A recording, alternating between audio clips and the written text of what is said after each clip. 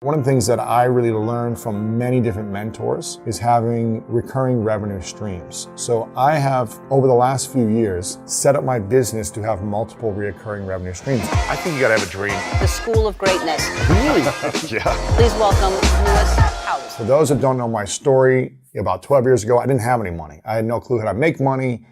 I had some odd jobs here and there. I was a truck driver for a few months. I was a bouncer at a nightclub on the weekends. And I really wasn't making much money, maybe $1,000 a month, in between one career, playing arena football, and then transitioning into the rest of my life. And I didn't know how to make money. I was afraid of money. I wasn't an entrepreneur.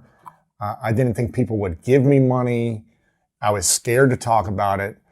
And I'm letting you know that if that feels like, any of that feels like you, that there is room for growth and improvement. And I'm going to talk about some of these habits that can support you in your life.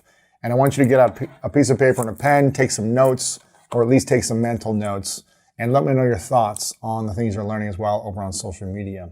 And one of the first questions that I want to talk about is what shifted in your life that helped you go from broke to actually having money? And the biggest thing for me was overcoming the fear of money. And I didn't understand how money worked. I just was like, okay, my parents paid for things. You know, there was food on the table, the house was paid for, the rent every month. I just showed up into the world and I had no understanding of how to make money, the language around money, accounting, saving, investing. I just didn't know. And so I was afraid of it. And the things we fear, we usually want to run away from. So if you don't understand it, if you don't have a sense of peace when you hear about money, when you talk about money, when money's in your hands, if you feel afraid, then why would more money come to you? So some of the things that I did and I recommend doing is, number one, is to surround yourself with people that have more money than you. Usually when you're around people that have it, you can start to learn, okay, what are they doing differently that allows them to get money? You can ask those questions. And number two would be to talk about it consistently. And I just remember I didn't talk about it much because I was afraid about it. So if you start having conversations, it doesn't become as scary anymore. You can have more peace of mind, more ease, the more you talk about it. When you resist something, when you don't want to talk about something, you're saying, I don't want this in my life. I'm afraid of this, so I'm not going to talk about it. Or we don't talk about these things because it's private conversations. It's private to me personally. So if you're hoarding something that's private to you as opposed to being open and flowing and talking about it consistently, then it's going to be harder for money to come and go into your life. So you want to be willing to have conversations consistently and talk about it. Number three would be to read about it, learn about it. Money is a language. The terminology, the way people communicate about it is a language, just like the English language, just like playing a sport, just like working at a company. There's languages and terminologies that people use in different areas of their life. And money is no different. So you want to learn about as much as you can. Read books about it. At the end of this, I'll talk about some of my favorite books that I have right here that I'll go into about money and how to earn more and how to attract more money in your life. But I started to consume a lot of books. I started to listen to podcasts, watch videos, and just try to learn from people who were already making money and hear the language. And even today, there are still terms that I don't fully understand around money. There's still part of the language that I don't get, that I don't fully understand. So I'm constantly learning at different levels and different seasons of my life. Number four, a mentor of mine early on said, his name is Chris Hawker. I said I was doing like an internship for him for a number of months. And after a while, I was sick and tired of being broke and I wasn't making any money. And I said, man, I could really use some money right now. And he said, money comes to you when you're ready for it. And I always remember this line because we were going on a walk and I remember the feeling of overwhelm and stress and not having enough to pay for things and feeling like, you know, am I ever going to make any money? Is it ever going to come to me? And he said, money comes to you when you're ready for it. And I remember saying vividly, I was like, I feel pretty ready to make some money right now. Like I could use this money, like it helped me like pay for rent and food and have more opportunities. I can't buy clothes, gas, money, all this stuff. And looking back a couple years later after that, I realized that I wasn't ready for it then. I needed it, but I wasn't ready for the abundance of money to start coming in because I wasn't educated enough. I didn't know how to manage money. I was afraid of it. I wasn't talking about it. I wasn't doing these things I just talked about. And so therefore, if money came to me, I would probably do the wrong things with it. I wouldn't know how to invest it. I would spend it poorly, or maybe I would hoard it because I'd be so afraid, but I wouldn't know how to let it flow in and out of my life. And so money comes to you when you're ready for it. And it means you've got to be prepared for it. You've got to learn about it before it comes to you. You got to study it. You got to talk about it. You got to do those things. And the fifth thing would be to learn how to earn it, spend it, and invest it to work for you. And when you're just starting out, it's going to be hard to do that. You're not going to know, well, how do I invest this when I'm only making a little bit every month? But at least learning about investing, learning about what's the best way to spend my money. You know, people earn it and then they spend it on dumb things. They spend it on things they think are smart, but they're not the best things. So you just want to learn as much as you can in the process, and that'll support you in really setting yourself up for the next step. And the next question is, what mindsets around money did you have to overcome? And one of the big things for me was, am I worthy of money? Do I deserve money in my life? Am I a good enough human for money to come to me? And I think, am I enough is something that so many of us ask ourselves, or we've asked ourselves at different moments in life. Am I enough for this relationship? Am I enough for this opportunity? Am I enough for this job, for this accomplishment? Am I enough? Do I belong? Do I fit in? And so realizing that you are worthy is one of the biggest things that I had to overcome in terms of, I've never made money, and now how am I going to start making money? It's realizing that I'm worthy of receiving it.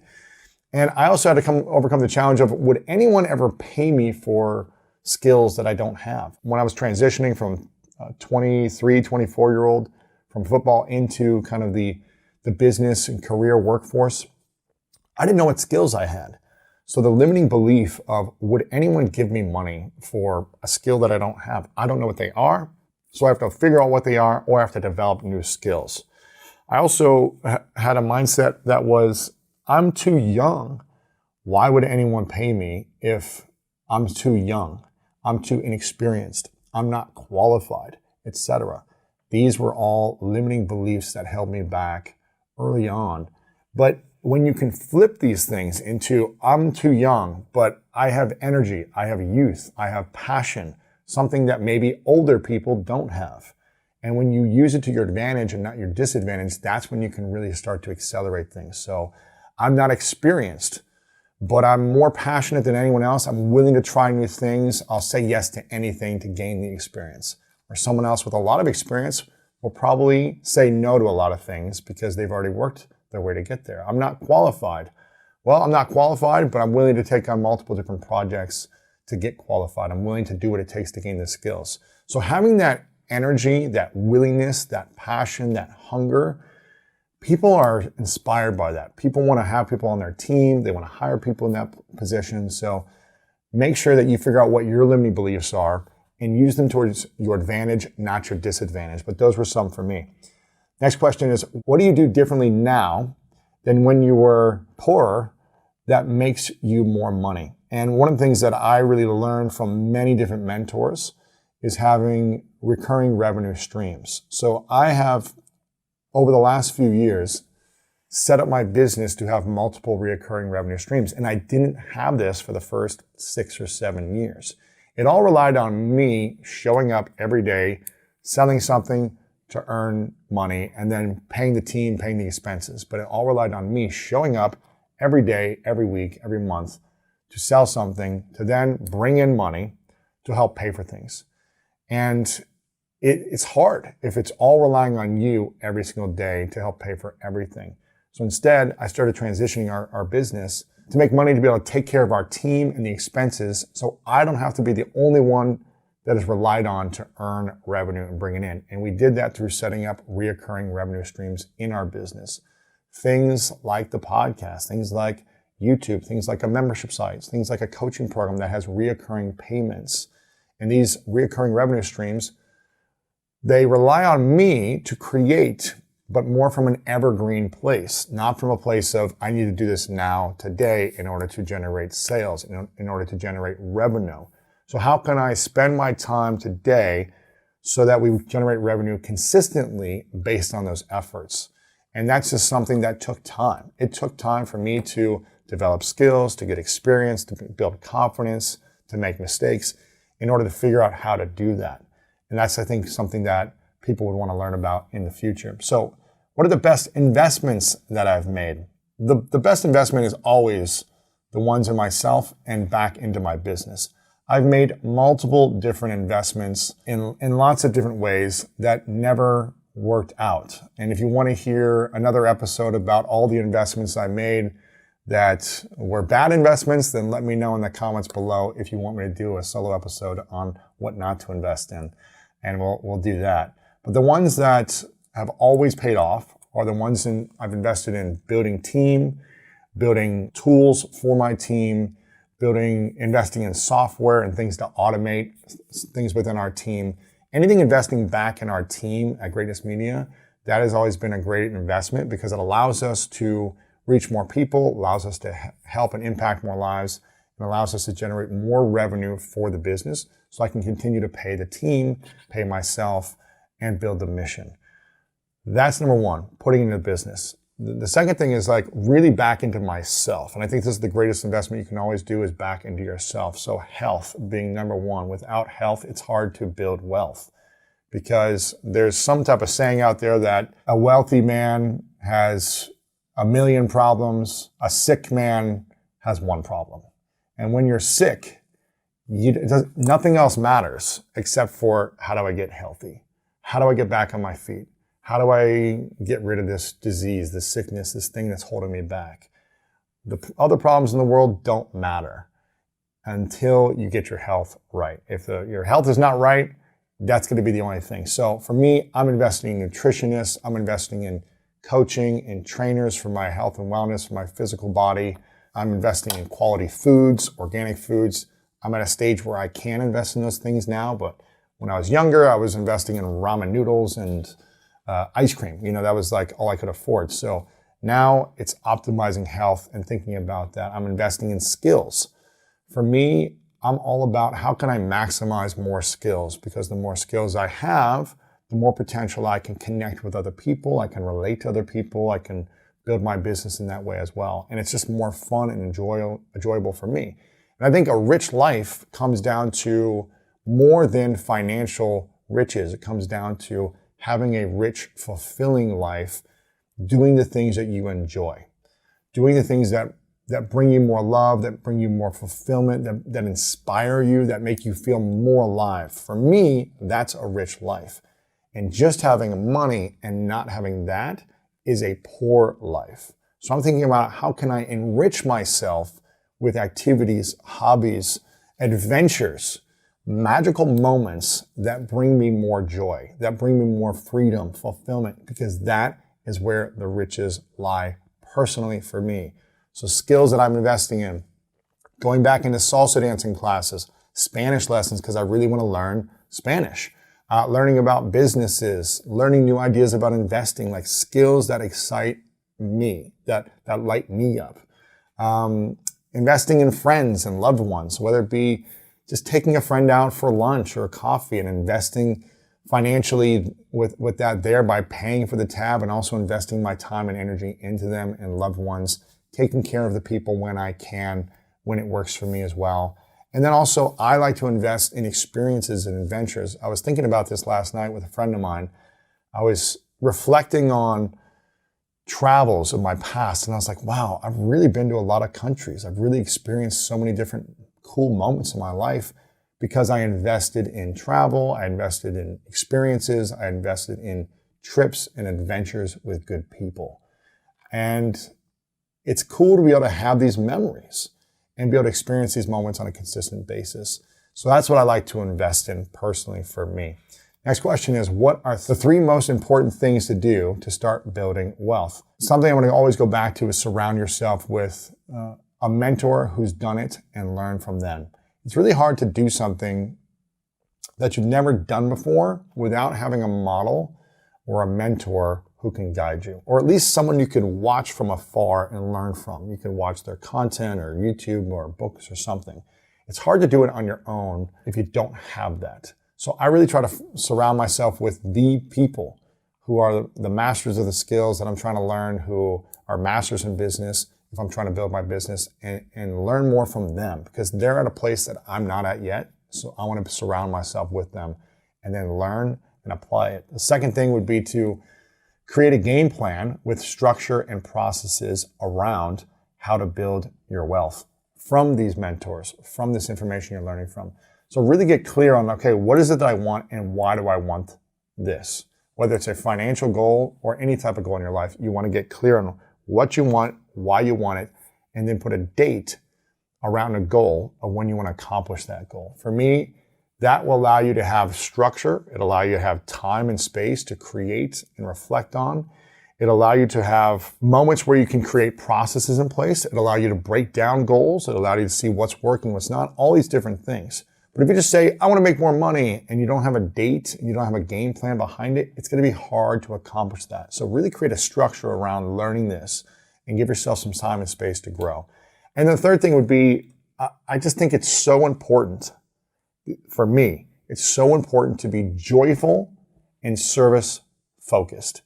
Joyful and service focused.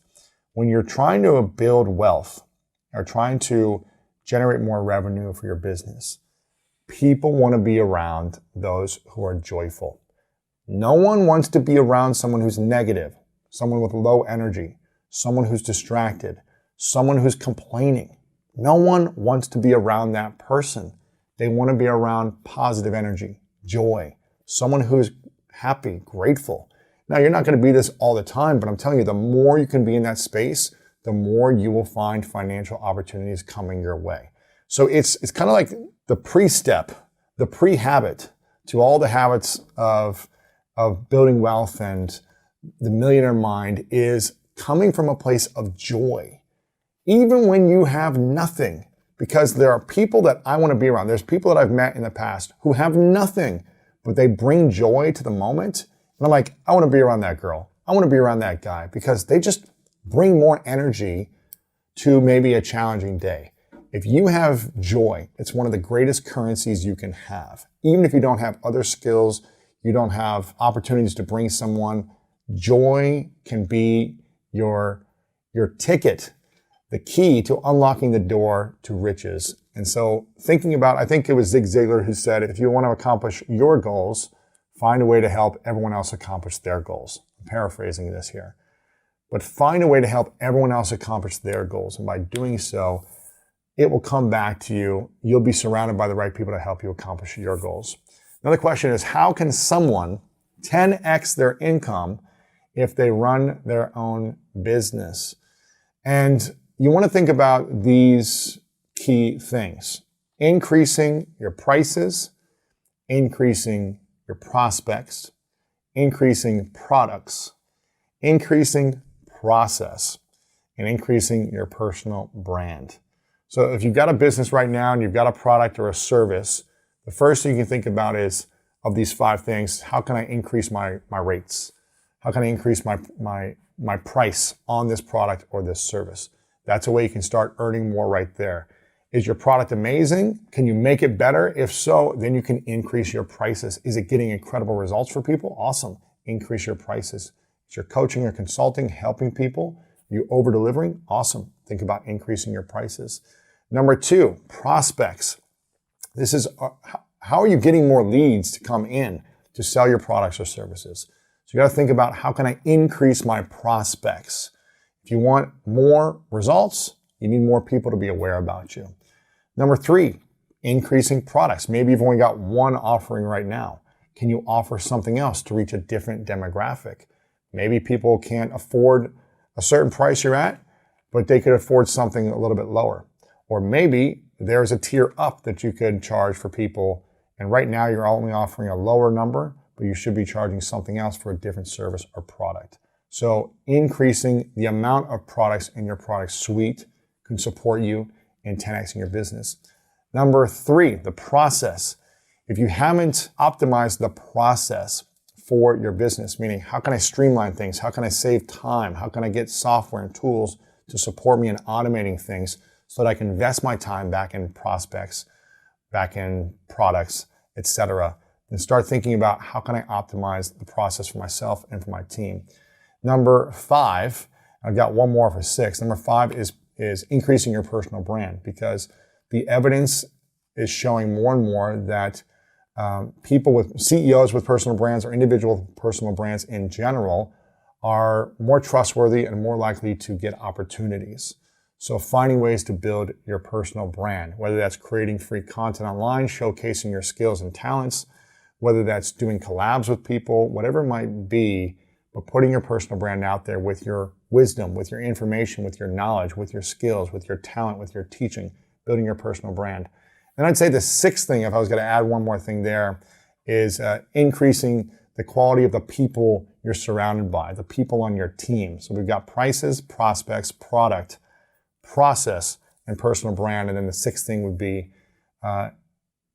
building a quality team of people around you and making sure that the people are supporting this as well. As we have increased our team, our opportunities for growth has come financially as well. And that takes time, that takes energy, that takes training, it takes, onboarding, teaching, all these things, but that process alone, by bringing in great people, will support you in your growth. Next question. If someone is an employee, how can they start to make more money? Well, I really like to think about the first thing is here. What's the value you're bringing to the current company that you're with? If you're creating a current value right now, can you approach the leadership team or the CEO or your boss and say, hey, listen, I've been here for a certain amount of time and here's the value I've created.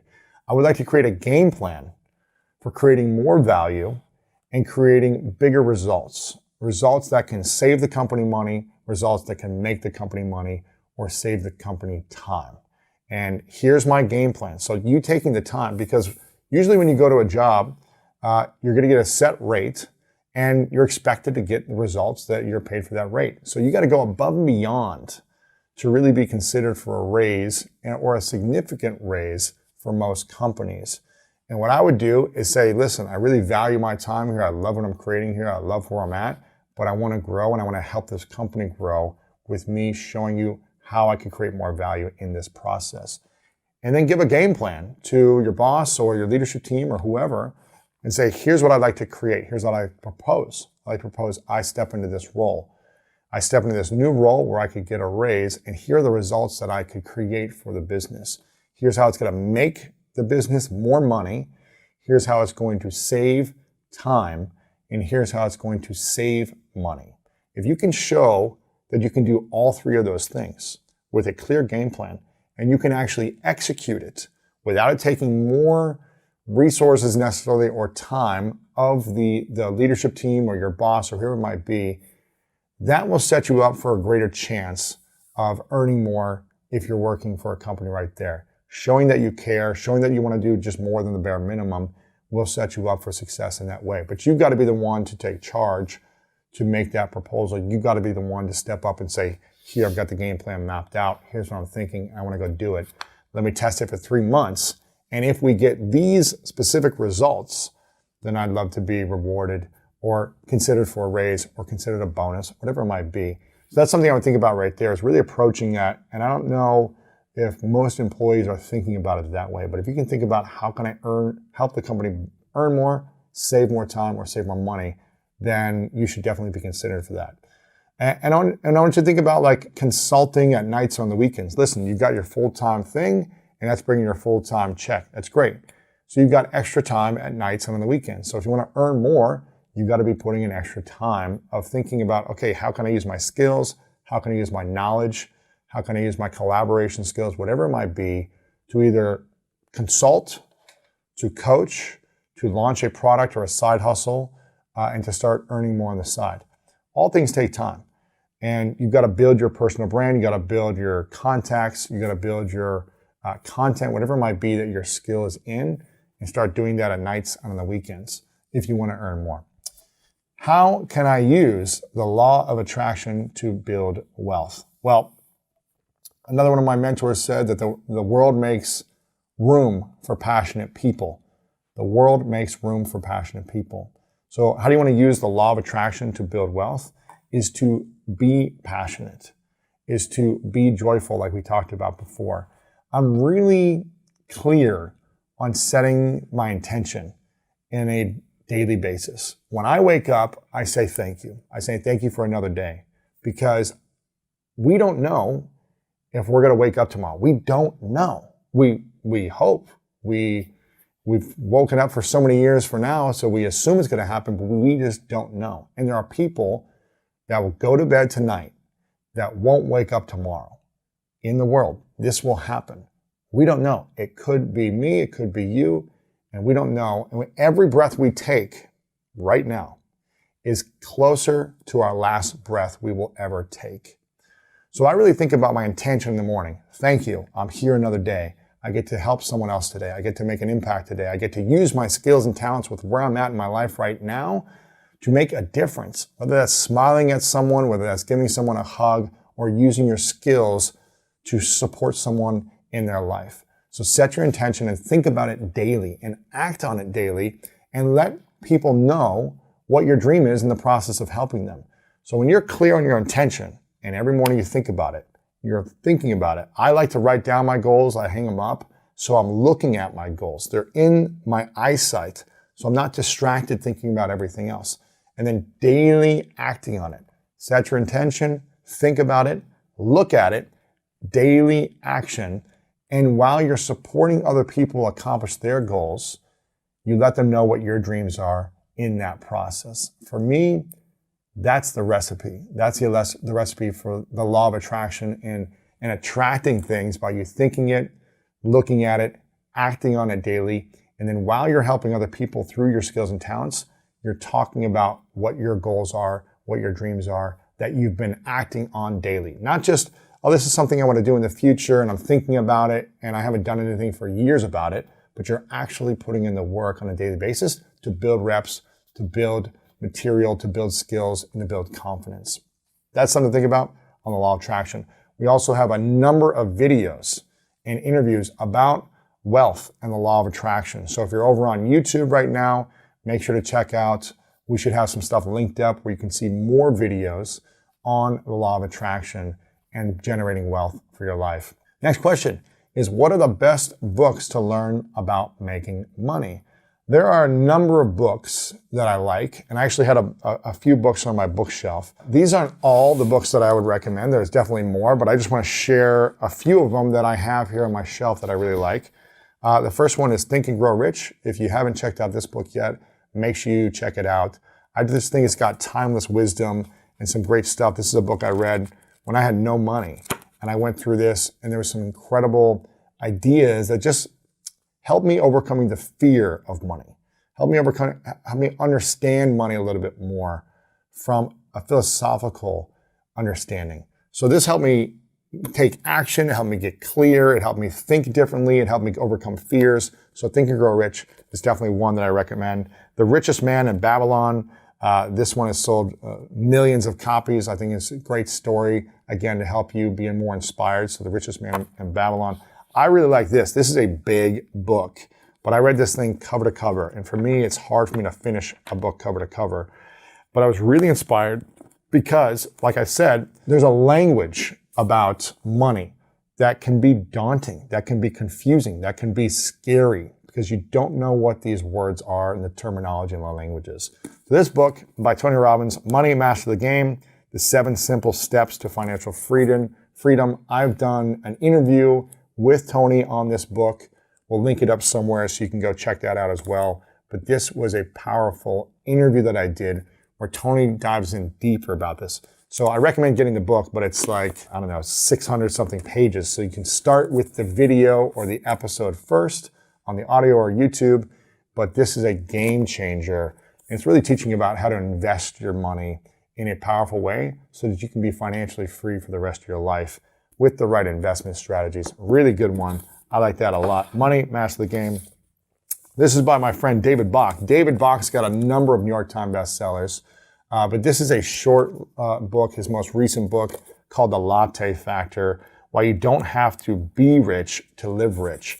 And I think this kind of goes into what I was talking about at the beginning of this episode, where For me, a rich life is not about having all the money in the world. Having all the money in the world can solve a lot of problems, but it doesn't solve every problem. It can pay for your rent, it can pay for trips, it can pay for nice things, food, it can help people, you can pay for your health insurance bills, it can do things to definitely help you in a big way.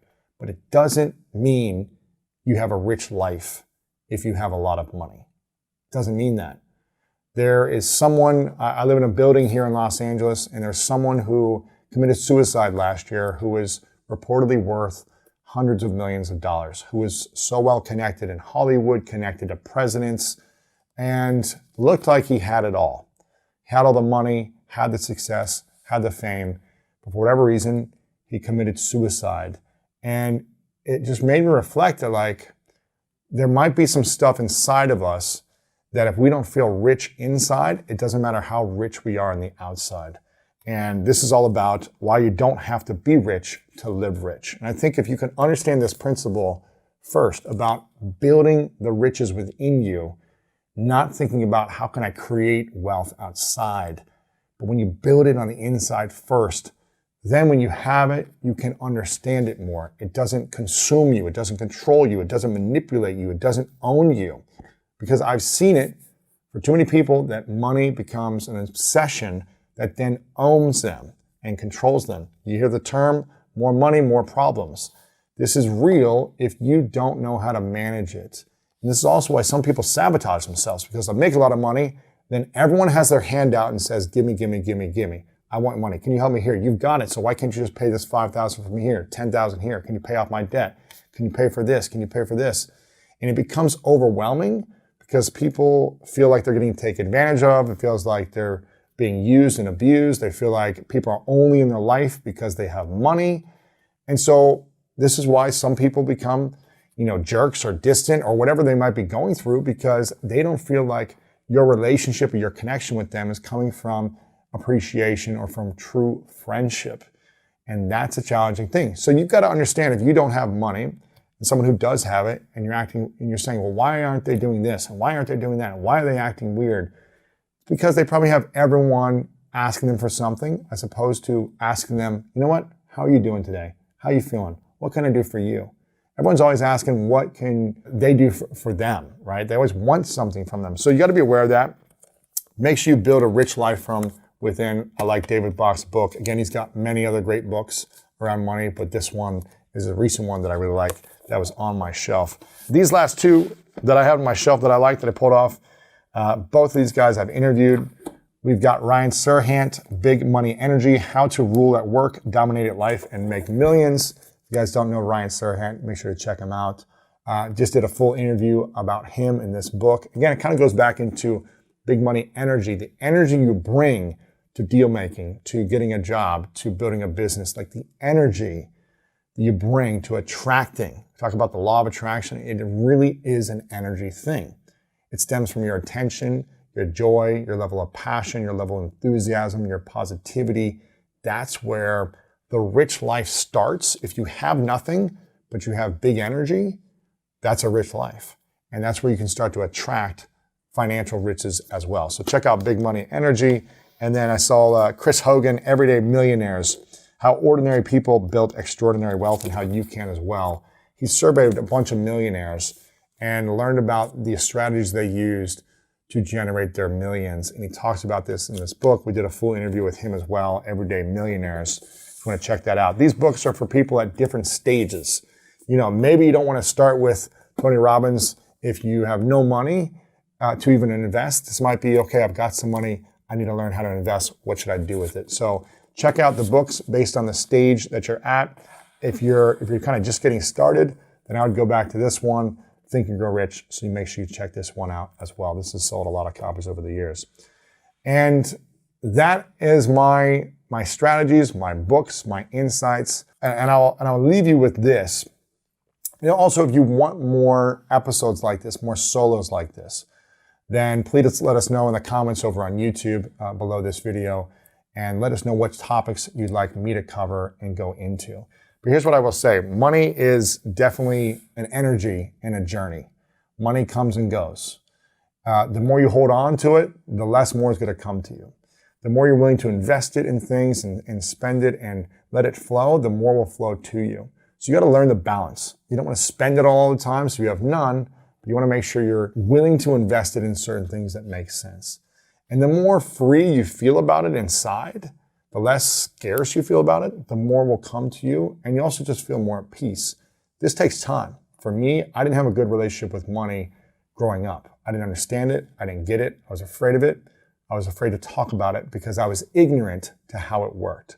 When you learn about how money works, which could be a lifelong journey. This isn't just like, okay, I read a book and I get it now. This is a lifelong journey based on the season of life you're at with your money. And at different seasons, you're going to need to learn new lessons. You're going to need new mentors and friends to support you in learning about this. You're going to need new books, new tools to learn about investing, saving, taxes, all these different things are to come to you. Accounting, just dealing with it all, it can seem overwhelming. And this is why when things are overwhelming, sometimes people don't even want to look at it. And if you don't understand it, I'm telling you, it's going to be hard for it to keep coming your way, or you're always going to feel like you're behind. I'm behind on payments, I'm behind on debt that I got to pay off, and you're never going to feel caught up. So this is a skill you want to master. Money is going to be a part of your life for the rest of your life for probably 99.9% of the population. And it's going to be something you're going to need to learn how to continue to evolve into understanding. And the more you do that, the more you talk about it in a positive way, the more positive it will be with you. So think about these things.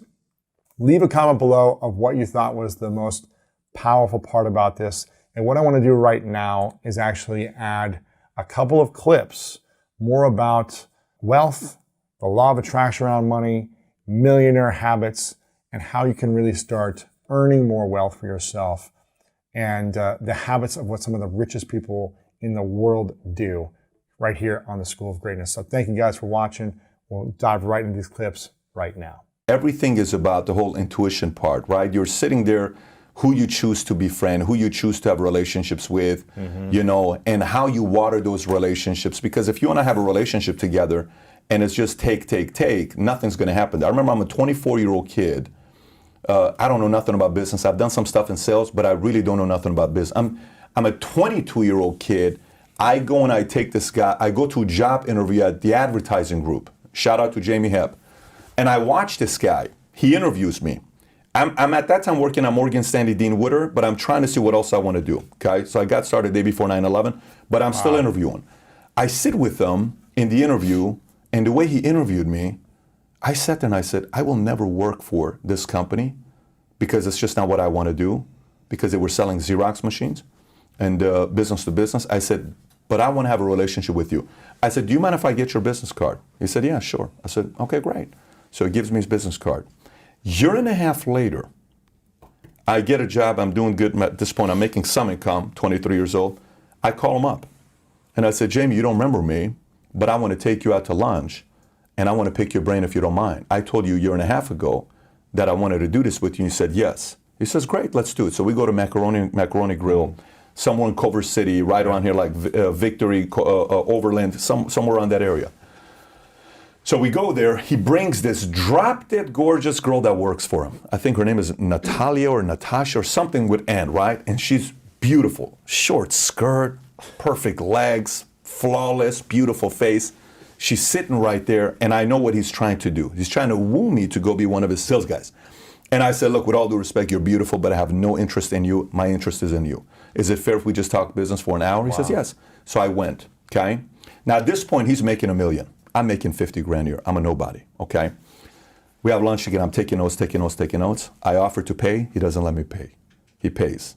He says, I got it. No problem. When I leave, I send him a book. We had this meeting that we did every 3 to 6 months together at this restaurant, Argentinian restaurant called Bamboo, which they had this beautiful soup. Every time we would have dinner with him or we'd go to lunch, I would always send him a book. 10 years later, he says, every time I meet with Patrick, a book is on its way, okay? So I valued the relationship. I asked him, what do you need from me? How can I bring things to you? Years later, he gives me one referral. That one referral he gave me helped me open up Florida. If he doesn't give me that referral, that Florida office wouldn't have been opened up, right? One contact opens up a whole state, okay? So Another relationship I can tell you about is I was going to churches and I said, let me see what's going to happen with these churches. And I'm going to churches and I'm going to these different places. I'm studying Scientology. I'm studying LDS. I'm studying Jehovah, Judaism. I'm studying everything. At this point in the game, I was obsessed with religion. So all I want to do is study everything about religion, right?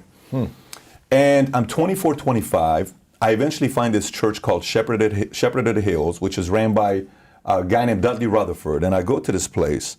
And I'm an atheist, so it's not like I'm going in there. I'm just trying to see what's going on over here. I'm just trying to learn. I'm not trying to do it. I go to this place and I'm like, okay, I like this guy's style.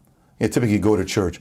If you don't do this, you're going to hell. And I'm like, dude, I don't need to know I'm going to hell. I know I'm going to hell. I just want to know I have a shot in heaven. You know what I'm saying? So this guy's energy was, you have a shot at heaven, right? I'm like, okay, cool. All right. This is my tryout. I feel a little better, right? I know the screw-ups, what I've done in my life. Let me see, maybe I got a shot over here. So I go there, and I'm sitting in the back. I watch him once, twice, 3 times, 4 times. I'm like, wow, I like this guy. So then I sent him an email, a little bit of an arrogant email, but I'll tell you what the email was. I sent him an email and I said, listen, my name is Patrick Bay David. You don't know who I am, but I'm going to be somebody in the world. And I know you are somebody in the world, but I promise you, if you give me your time, I will always bring value to you. Wow. It will not be a waste of your time, okay? I'm not doing anything at that time at 25. I got a small little office operation, nothing crazy. We go have a lunch together at Black Angus. Black Angus off Canoga or Topanga. We go to Black Angus, we sit down, we talk. After the meeting is over with, I said, what can I do for you? Nothing there. We go out again, what can I do for you? Nothing there, what can I do for you? Nothing there.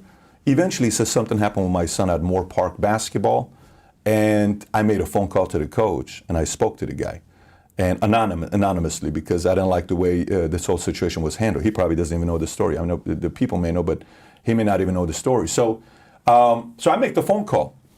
We get closer. He marries my wife. We change our wedding to Friday. It was set up on Saturday to Friday so he can wed us.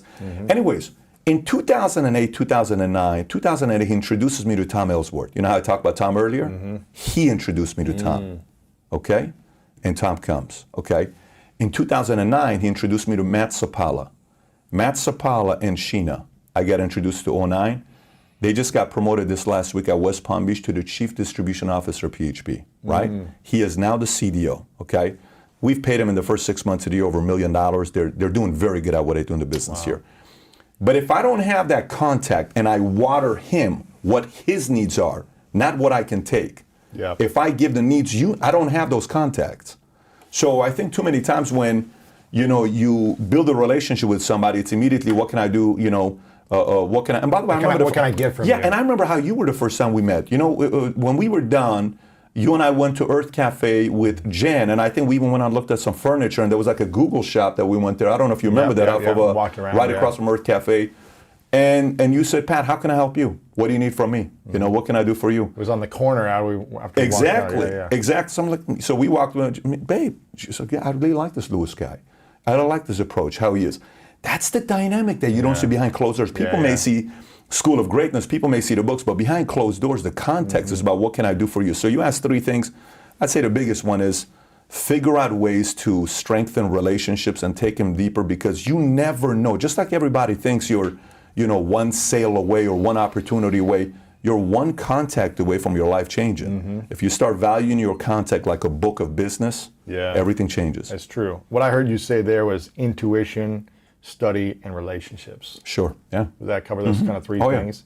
And I think when you think about people that aren't making the money that they want and don't have a rich life, whether that be quality of life, they probably aren't discerning their decisions and being intuitive about who they should spend time with. They aren't researching more ideas and expanding their mind, and they aren't giving in those relationships.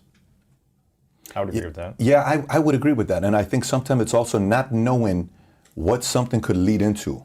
A guy one time came into Morgan Stanley, Dean Witter, on a Harley Davidson bike, and he had tattoos, and he looked rough, very rough. No advisor would take him. He says, I'm looking for an advisor.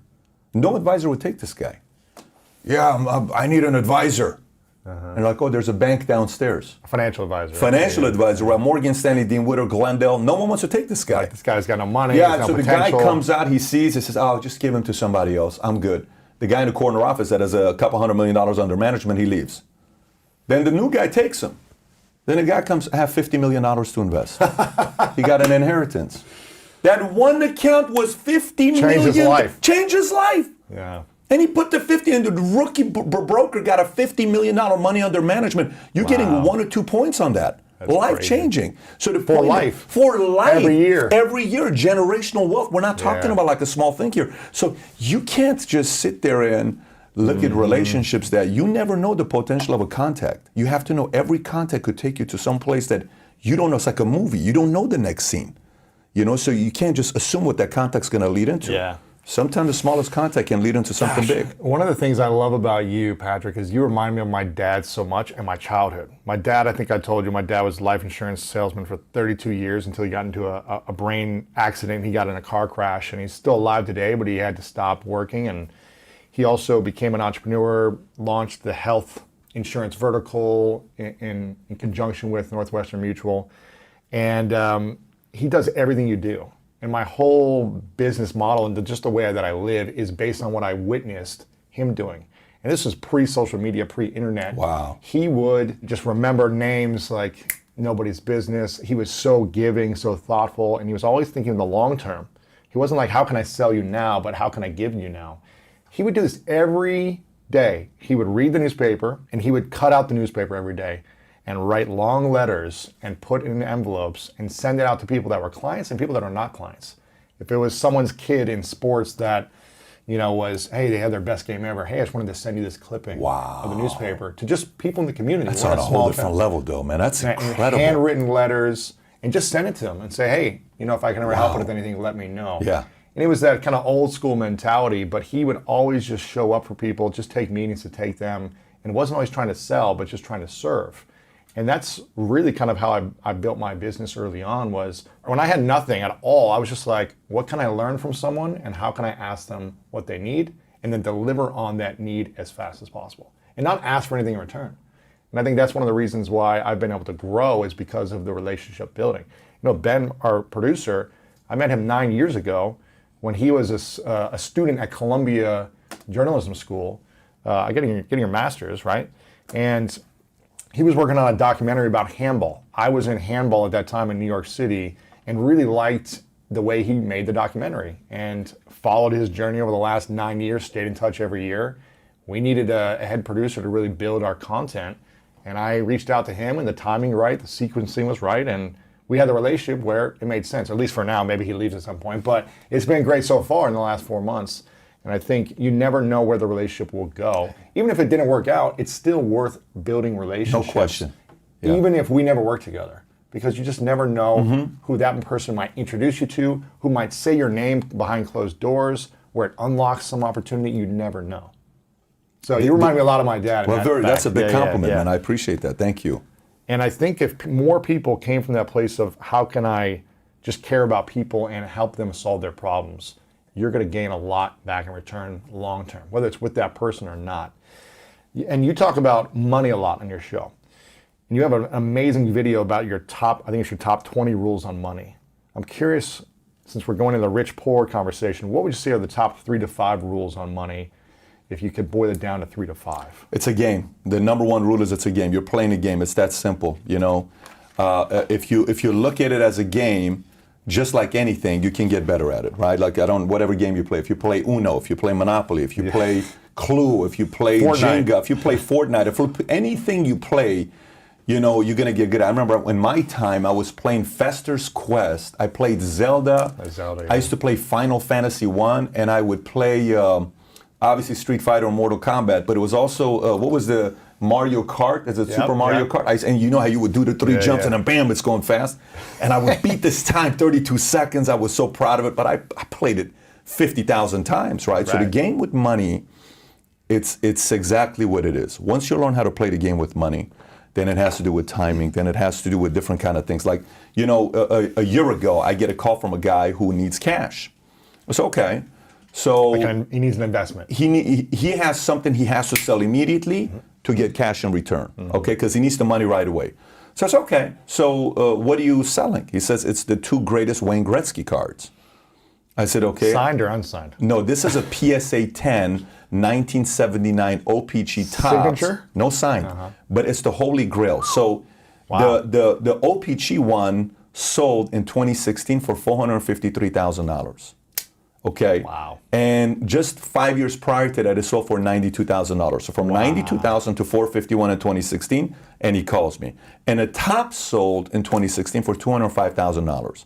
So two cars combined sold in 2016 for 600 and, you know. He has them both. He has them both, and he wants to sell it to me. And I said, okay, what do you want to sell it for?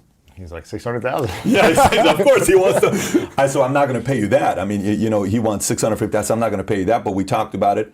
And eventually he gave me a number, right? And it was still a number. I had to still cough up, you know, $500,000 check to the guy. But we met at the PSA headquarters. Classy guy, total gentleman. We sat down. Transaction happened. The CEO of PSA came, showed us the poster on the PSA headquarters. I think it's in Newport. Of the card is on the wall. It's the most expensive hockey card in the world, right? Okay, no problem. So And you're a hockey fan? I'm not a hockey fan. I'm an investment guy with hockey. But I've interviewed Wayne Gretzky 6 years ago. Wow. So I like greatness. I like anybody Yes. that just goes and crushes it with their game, right? So I buy this card. So I buy the card. I don't think much of it. One card, not two. Two cards. It's both of them. I bought both of them, yeah. Wow. So the other guy who owns the card wouldn't sell his card for $1 million if you paid it to him. So here's what I do know. Two guys own the card. Me and the other guy. There's only two of us. Okay. Okay. You paid $1 million, he won't sell it to you. So that means there's only one in the market, because it's me, because I'm willing to sell it. Yeah, Right? yeah. So it's on eBay right now. If you go on eBay right now, you type in Wayne Gretzky OPG, it's on market right now for $1 million, right? Wow. What the one of them is on the market for $1 million, the other one's on the market for $400,000. So you asked me for a rule of money, I had cash. If I don't have cash like that, I can't double my money that quickly. So we just talked about three of them. Money's a game. You need cash because opportunity is going to come up, and it's a doubles game. So if I put doubles game. it's a doubles game. Everything about money is a doubles game. What's that mean? A doubles game to me is I pay you $1,000. Can we double it in 6 months? No. How long? In 12 months? Okay, no problem. I'll do a double in a year. Here's $1,000. I get a double back, right? So if you take 1,000 and you double it every year, what happens? 1,000 goes into 2, 4, 8, 16, 32, 64, 256, 5, 12, $1 million. $1,000 is 9 doubles away from $1 million. Wow. Now you take $1 million and see what happens if we double it 9 times. 1 million goes into 2 million, 4 million, 8 million, 16 million, 32, 64, 128, 256, 5, 12, $1 billion. $1 million is 10 doubles away from $1 billion. But how do you find the doubles? Well, that's the game. That's the part of the game. That's what I'm trying to tell you. So the doubles now becomes investment opportunities.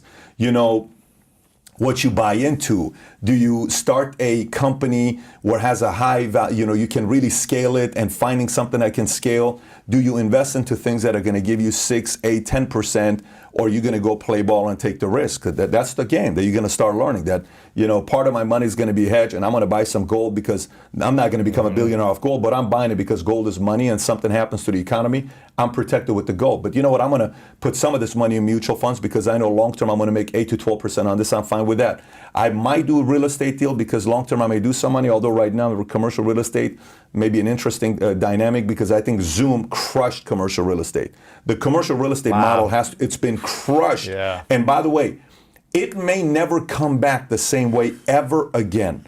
Commercial Maybe real 20 estate. years from now or something. Who Oh, knows? I don't even think. I think it's gone. Really? And here's what I mean. Look, we have this space, right? Okay, you got this space. Did you get it in the last 4 months? How long have I you got had it it? before COVID. Okay, yeah. so 6 months before. Yeah. But if you get this today, right now, office space in Dallas, office space nationwide, companies are looking at their business models and they're just saying, why do I need 100,000 square feet of office space? Why do I need it? But if you go out there and you look at the numbers, you're like, okay, I don't know if I'm going to do commercial real estate, you know, but if I find if I team up with a investment banker, if I team up with a guy that's managing money, and I go with a VC team, and this is a guy that's, you know, flipping opportunities fairly quickly, and I dump $1 million with him, and within 5 years he turns $1 million into $5 million. That's 5x in 5 years. That may not be a bad idea. So you got to find those, and they're out there, by the way. Yeah. They're out there. So Ray Dalio plays a game of doubles. Warren Buffett's a doubles game. All these guys are doubles game. And a lot of this investing in businesses. yes, I'm a business guy. I'm not a real estate guy. There are people that are, and by the way, that doesn't mean real estate doesn't work. I mean, it wouldn't make any sense for me to say there's real estate billionaires everywhere. Our president is a real estate billionaire. So for me to knock real estate would have no value to it. But for me, I'm more about, I have an idea. What are you guys doing? Me and Tiffany are thinking about starting a marketing company. Okay, how can this thing scale? Well, let me tell you what we got. We got 3 packages, boom, boom, boom. Who are going to be target audience? We're going to be targeting people in this world. Okay, interesting. How much are they going to pay? We foresee us doing $6 million a year in revenue within 24 months. What have you done to be able to earn this? I'm a Columbia guy. I'm a this. I'm a this. How much money do you need? I need $2 million. I can't give you $2 million. Can I come in for $100,000? I put $100,000. The next thing, this thing sells for $200 million. That $100,000 all of a sudden became $2.2 million. That's a victory. So those opportunities are out there. You just got to focus. And then the last one I would tell you with the money. So we talked about what? We talked about game. Money's a game. You need cash. It's a doubles game. Doubles game. Yep. And I'll tell you one more would be, you have to be maniacal about being patient. I mean, you have to be patiently aggressive. You know, patiently aggressive. It's so tough to do. Because you want your money to double now. Exactly. It might take 10 years. Yeah, but if you are willing to do the 10 years, it may double 40 times. It may double 30 times. You know, like when Bezos said, just hang tight. I'm not going to give you dividends. Just trust me on this. Trust me on this, right? And at the beginning, if you've heard the story where he goes and raises $2 million from, he gets $50,000 from 40 people. That's what, $2 million. And he gives them 20%. Wow. 20%. He gives up 20% of that $2 million. He gives them 20% just for $2 million. You know what that 20% is worth today? $200 billion. Oh my gosh. That's the point. So can you imagine 1994 Amazon gets started? Forget about you put $2 million. Just say you put $50 million. Wow. Just put you put 50,000. What is 0.5% of a $1 trillion company right now? 0.5%. You're still a half a billionaire. Wow. Your 50,000 is worth $500 million, give or take whatever the numbers we're doing right. The point is, that is a massive victory. The guy who put $10,000 and he gave it to Berkshire Hathaway in 1974, I don't know if you've heard this story. You know, Warren Buffett is starting, he says, I'll give you $10,000. Never touches the money. Goes back to his regular job, makes $100,000 a year. You know how much that have you read this article? No, tell me. The $10,000, if you go on Business Insider, you pull it up, is worth $780 today. 780 million. Wow. Never did anything to it. So that's the part about patiently aggressive. Yeah. It's very hard to do. But So the hard doubles to do. get bigger later on, not early on. The they doubles do. are bigger, you're 15, 20, 25. That's what Buffett talks about. Just like his successes, Yeah. he's lived longer. You know, Yeah. he's just stayed around longer to let the money continue Exactly. to compound. Yeah. And that compounded interest is where it's at.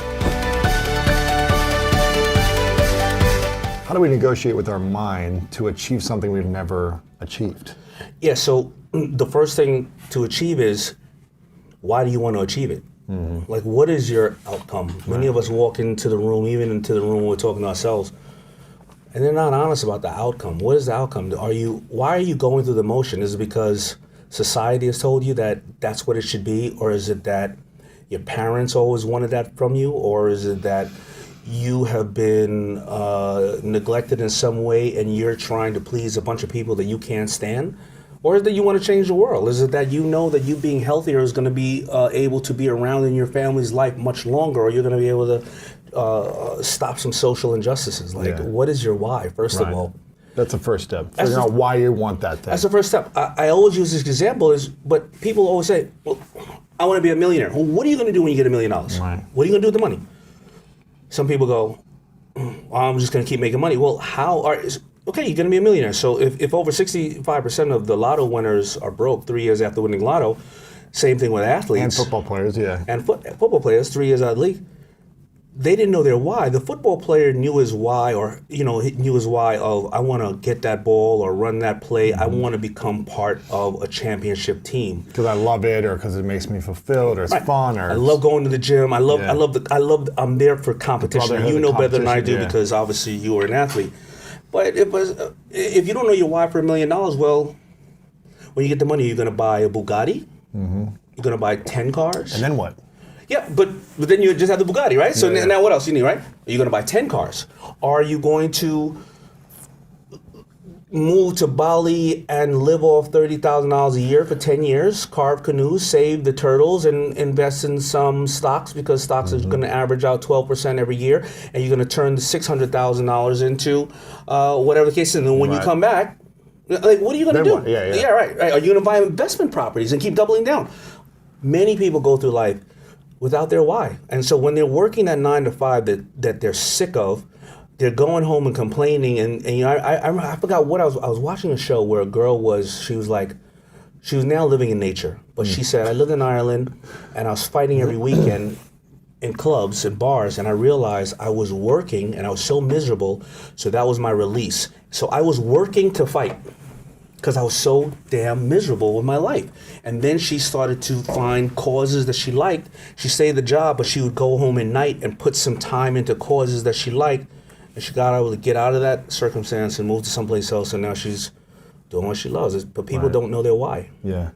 What's your why right now? You've been doing Shark Tank for what, 11 years now? Is that what it is? 11 years? Going on 12 years. You've been now. investing in 1 billion businesses, helping entrepreneurs grow. You've got, amazing kids.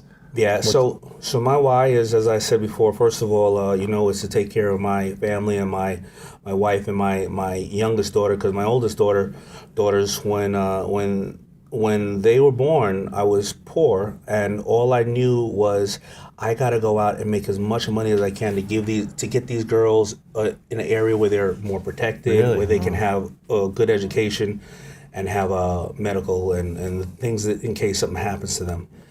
And to break the cycle in my family of people who were just average people. My mother helped break that cycle by being one of the first to go to college, and me, I'm going to break that cycle. Next, but then I said to myself, but the little girl, now that I have the resources available, it's more how much love can I give her, because I never had experienced the wanting to come home purely for love. I was just so focused on trying to make money, because if I wasn't successful, then like most parents, I'll sleep in a refrigerator box on the street if I have to make sure those girls had just one place to live. So that's one of my whys. Also, I've been on a show for 11 years that has changed the way that people have understood or they get to educate themselves on being entrepreneurs and intrapreneurs. I'm invested in various many companies. I'm these people's, they allowed me to invest in their dreams, so who am I to give up? And also, I'm on the Petco board and the Petco Foundation, saving animals. I want to stop human trafficking. I have much more to do. And if I have a public platform that I can come and sit with you or go on GMA and stuff like that, and I can help change people's perception of whatever the case is, sex, gender, religion, whatever the case is, to make them realize that if I can do it, they can do it, then I'm doing my job, Where do you think you'd be had you not had your 2 oldest daughters? Do you think you'd have been as hungry to go build a business, earn money, grow, or do you think like, okay, well, I've got enough money for me? I don't know.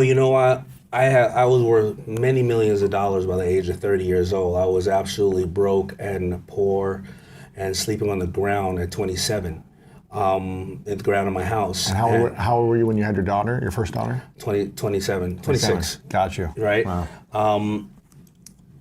And because of my daughters and my ex-wife, I think that they leveled me to some extent, because you don't give a 30-year-old guy from the hood millions of dollars in the bank at 30 years old, because I think I would have. I never tried cocaine or any of that stuff, but if I didn't have my girls, I probably would have been a huge supporter of cocaine, because it looked like it was fun with the people having it. So I think that they governed me in a certain way, in a positive way. In a very positive way, and it made me also. It made me also want to leave my daughters a legacy. I wanted them to be proud of their father. So I refrained from doing and having a lot of the temptations that I've seen a lot of people fall short and get caught up in, and nothing wrong with that. We're all human. So I've interviewed a lot of people, and there's one side of the spectrum where these successful entrepreneurs say, you know what, Louis? The key to growing your business is going all in on one focus. That's the key, right? That's what some say. Yeah. But there's others like yourself who've invested in every business in the world, it seems like, and seen lots of them grow and been successful in that way.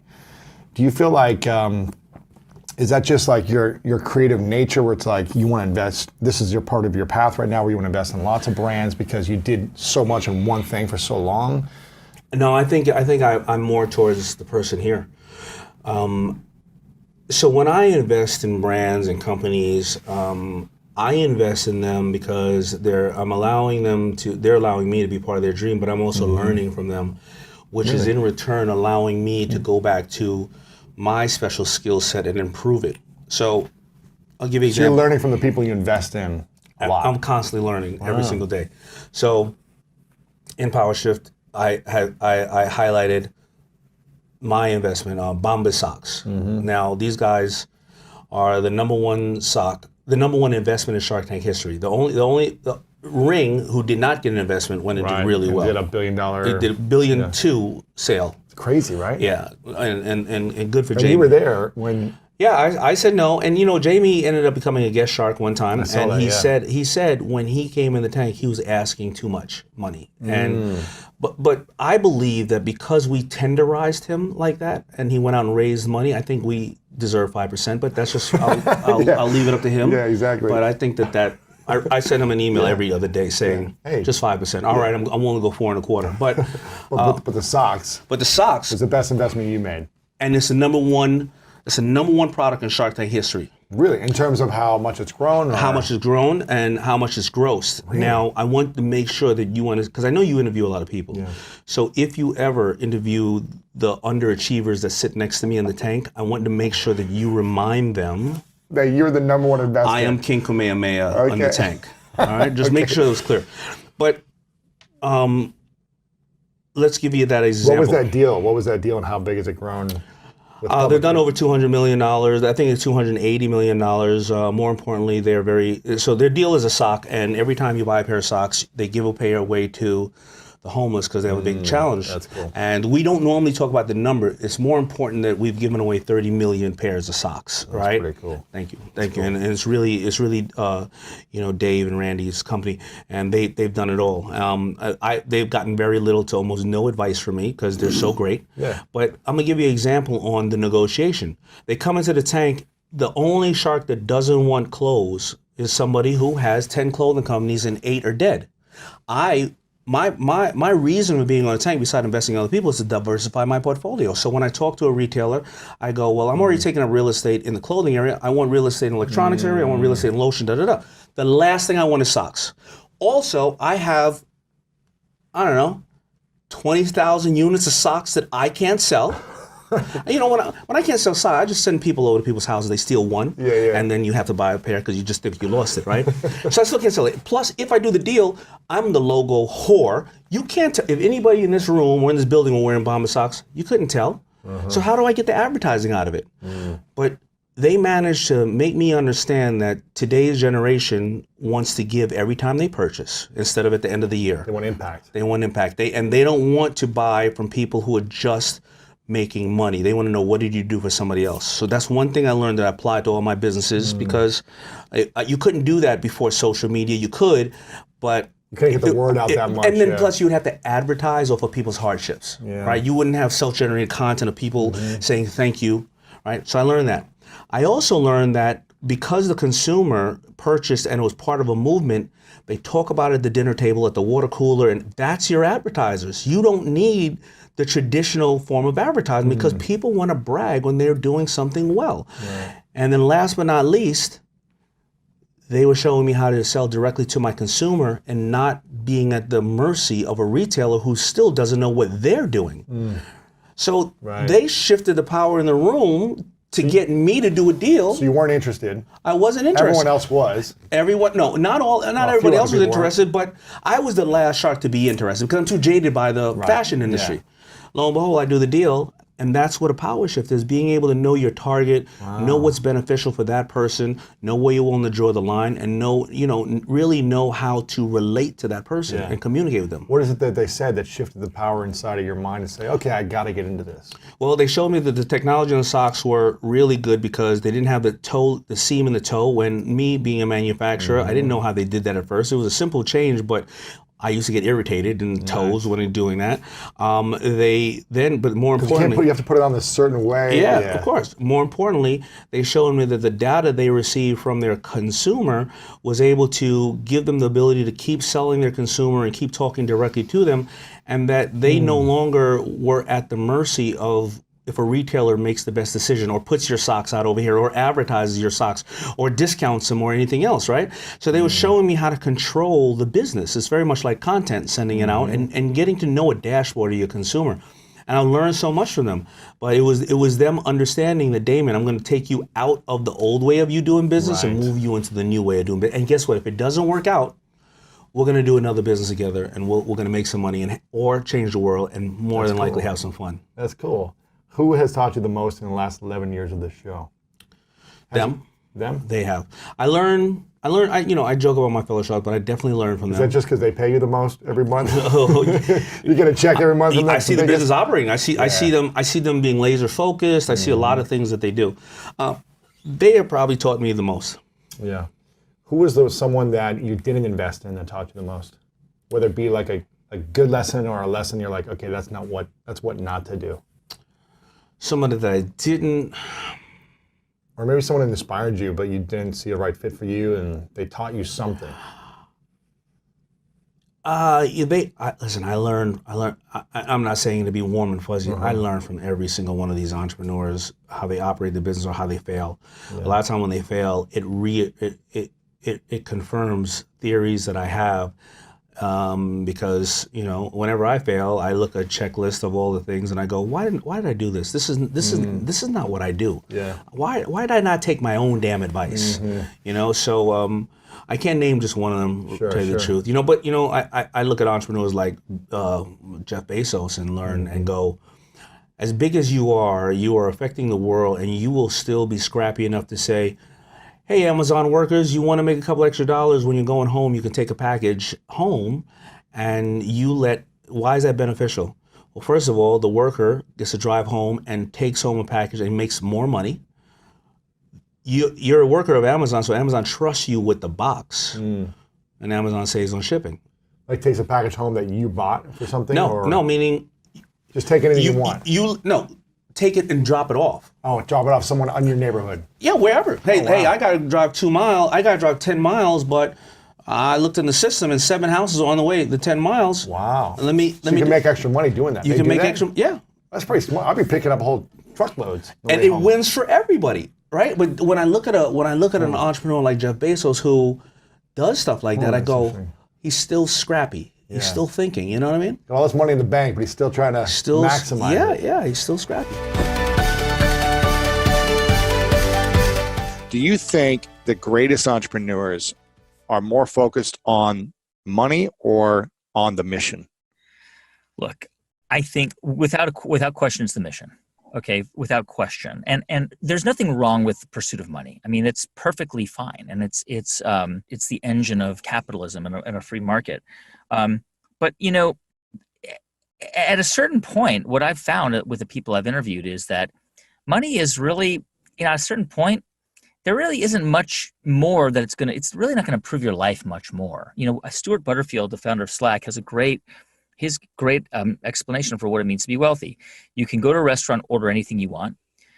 You can basically go on vacation or wherever you want, and you're not worried about debt.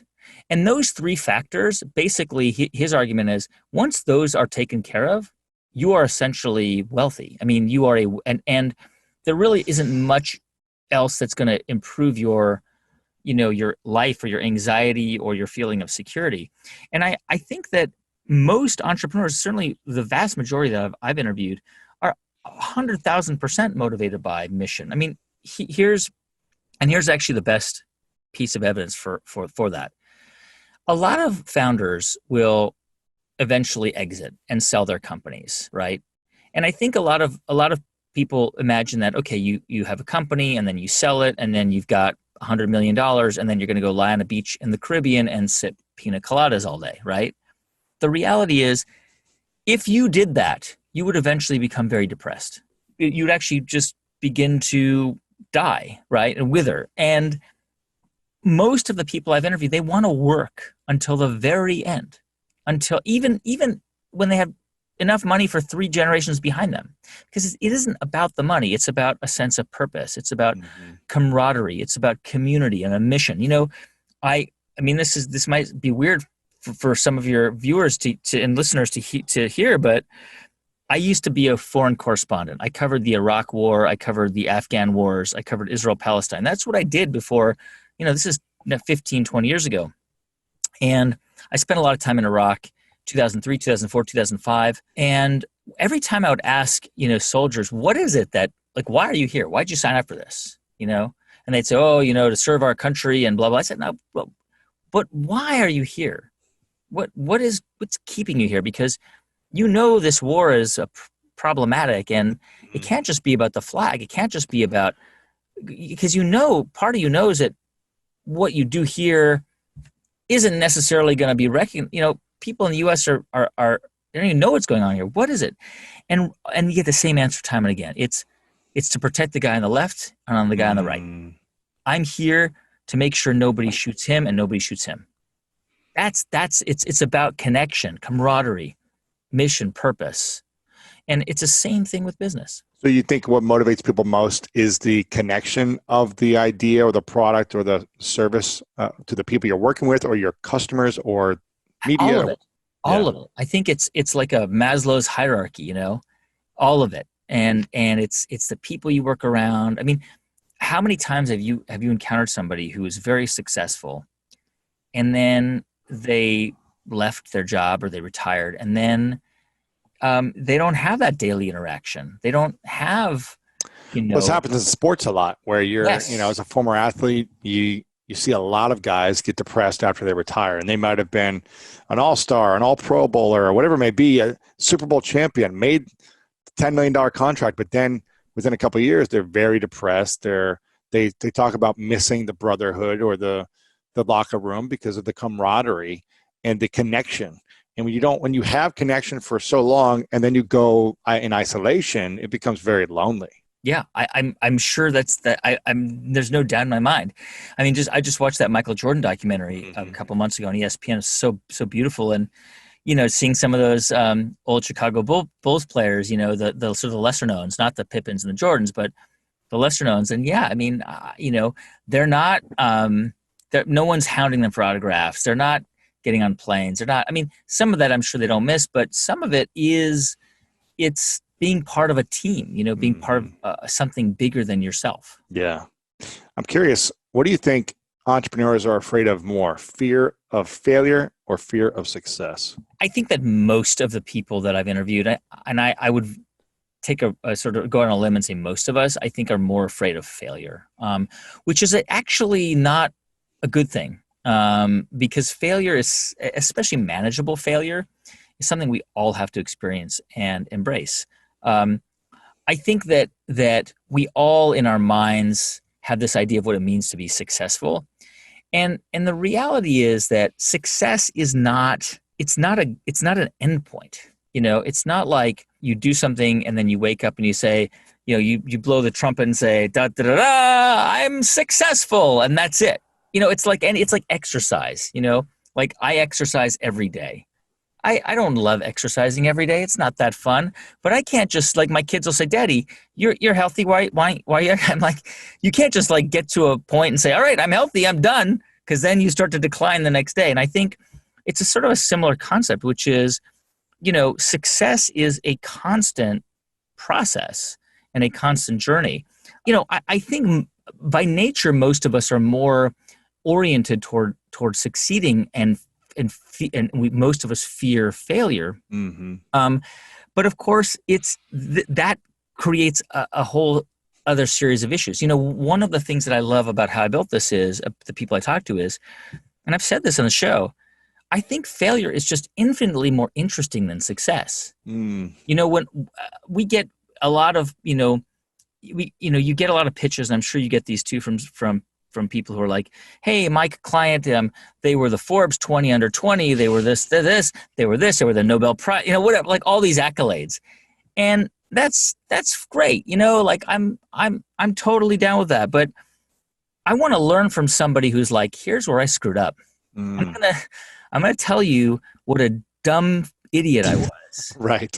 Because that's when we learn. And I think that, and that's really where people are at their most generous, when they're really kind of talking about their failures, and it allows us to kind of get a window into their soul that we need to have to help us when we are struggling with failure. What would you say is your greatest failure then? Well, I'll start by saying almost every day being in this profession, there's some failure, right? Whether it's people not wanting to be on the show or whatever. I mean, obviously now it's gotten much easier as I've grown, but my dream, my real dream in life when I was a younger reporter was to be the main anchor, news anchor on NPR. I wanted to be the guy telling the news on All Things Considered or Morning Edition, because I thought that was important. Like when I came to NPR as a younger man, when I was 22, my parents didn't know what it was, but I think some of us are motivated by wanting to make our parents proud or whatever it might be. And so that was really what I thought I wanted to do. And I ticked all the boxes. I was a foreign correspondent. I covered wars. I went to CNN and I was on television for 2 years covering Israel, Palestine. I covered the Pentagon. I got risked your life for this job. Yeah. Right. I got the weekend job. I did a fellowship at Harvard. I ticked all the boxes. I was the weekend anchor for the news program, the weekend host. But I wasn't. You're so close. The weekend anchor. So close. So close. But I wasn't chosen, and that was a real blow for me. That happened in 2011. And I thought, maybe it was time for me to find a new career. I mean, maybe I wasn't cut out for this, Really? Yeah. I mean, look, it was very, very hard because I really wanted that. And the reality is that in the news business, there are managers and programmers and executives, and they have their own vision. And it's a perfectly reasonable vision. And I wasn't part of that vision. And it was a time in my life where I really was trying to figure out what to do with it. And just very luckily, TED, as in the TED conference people, had approached NPR and wanted to collaborate on a show. And I heard about it and I raised my hand and I said, I'll do that. And so I kind of left the news world in 2012, entirely left it. And that was a failure. And, that was like, I still have emails from, really prestigious colleagues in Washington, D.C. when I used to live there who were like, you're going to do a podcast? What is that? Who listens to that? Wow. Why would you give up hosting the weekend news program? You're so close to the main show. Yeah. Oh, they would say, "What? You have a massive audience." And we did. We had 3 million people listening on the weekends on the radio. Now that's changed a lot. Obviously, the radio audience has been in decline. But so I was kind of in the wilderness in 2012. I kind of went into exile, and I didn't really know if TED Radio Hour was going to be successful. I didn't know. And this was launching as a podcast. Yeah. Yeah, because I started in January 2013, so you started in 2012.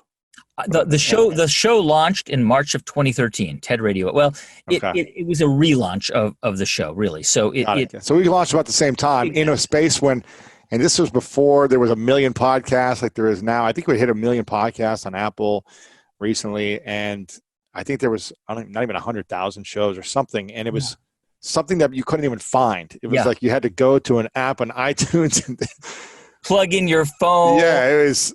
Yeah. We were getting on when no one was listening, essentially. Yep. There was a couple of that big people before us, the Joe Rogans and some other tech podcasts, but it wasn't a big thing yet. Yeah. So you said, I'm going to leave NPR, the biggest show that there is in this space, and go launch this little podcast thing with TED. Well, I launched it. I was launching it within NPR, so it was okay. Gotcha. Collaboration. But I left the news side of NPR, which was the most important part of NPR. Right, it's the thing that everyone knows about, listens to. And that's what if you're a journalist, that was what you wanted to do. And it's like the highest level of respect, the highest level of respect, and it was Washington D.C. and it's all these things, and here I am doing this podcast, and it's like the backwater of NPR at that time, Of course, now the tables have turned a little bit, but that was really an enormous failure. But here's the thing.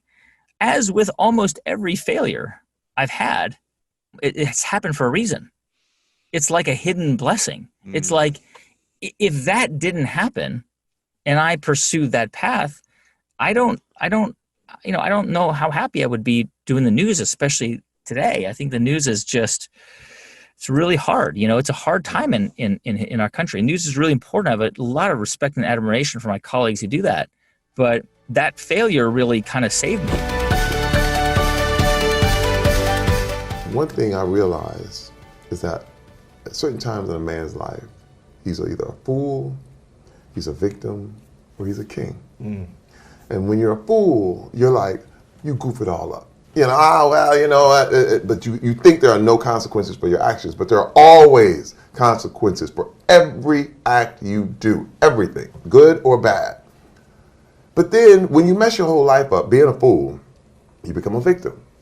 Now, oh my God, look, you know what? You know why I did that? Because I was black. You know what? Because I grew up in all that religion.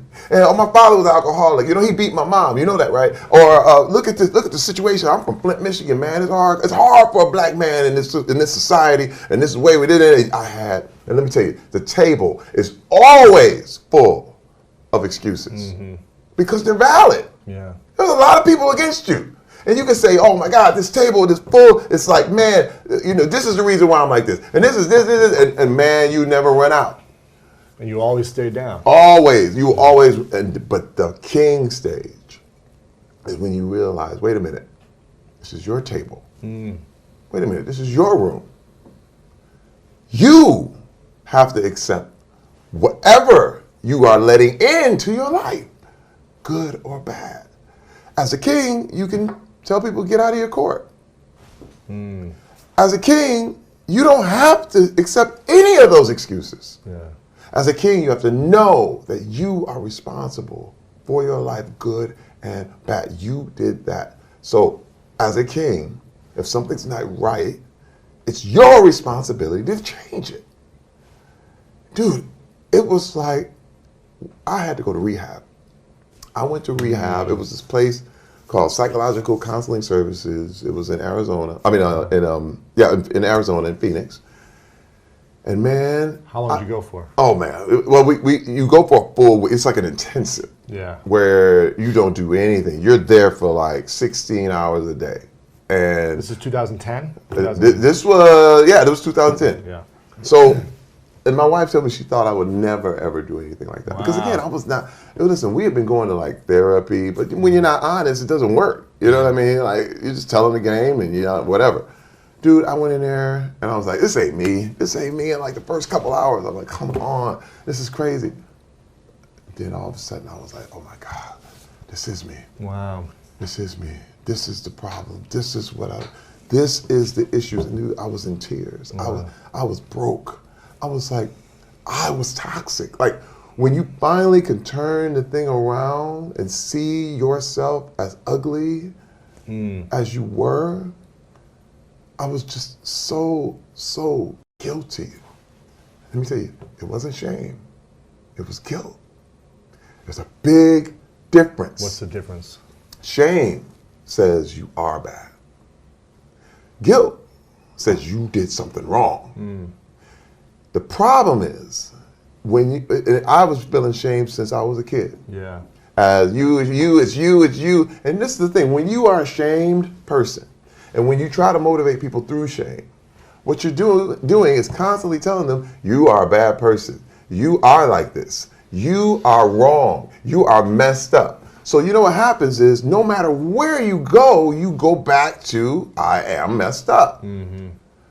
But when you realize, wait a minute, it's not that I'm messed up. It's that I made a messed up choice. Yeah. That changed the framework for me. And I was like, it didn't excuse anything. Now, mind you, it did not. It was, I had to say it. And the thing is, it's like courtroom. It's like a court. For you to actually be guilty, you have to say it. Think about it. There's nobody, if you never admit guilt, it will never be presented. You have to say, I am guilty. Wow. I did the crime. And it allows everyone to see you as you truly are. And I went through the process of guilt, of making sure I was guilty. I knew what I said. I put my wife through this. I put my family through this. I did this. I did this. Now let me correct it. But see, shame you can't correct. Shame is incorrectable. You can't. There's nothing. What happens is shame you just cover. Shame is something you just put, let's put some leaves over here and let's put leaves over the body. You know what I mean? It's like there's no way you can really, shame is one of those things where you just have to like color it. Image covers shame. But when you are dealing with guilt, now you've been proven guilty. Now there's punishments. You have to make amends. Consequences, You have to right. You have to be accountable. There's all kind of things, man. You have to come back. You have to forgive people who did things to you. You have to ask forgiveness for what you did to other people. Let me tell you, and I have to say this. The forgiveness that my wife showed me was when I say a card-carrying lesson for any person ever. Because, and I understand why people get divorced. I do. First of all, I should be. But this woman, this is the thing, this is the intimacy that I always wanted, because she saw me for who I was, for real. And she said, Terry, I love you anyway. Wow.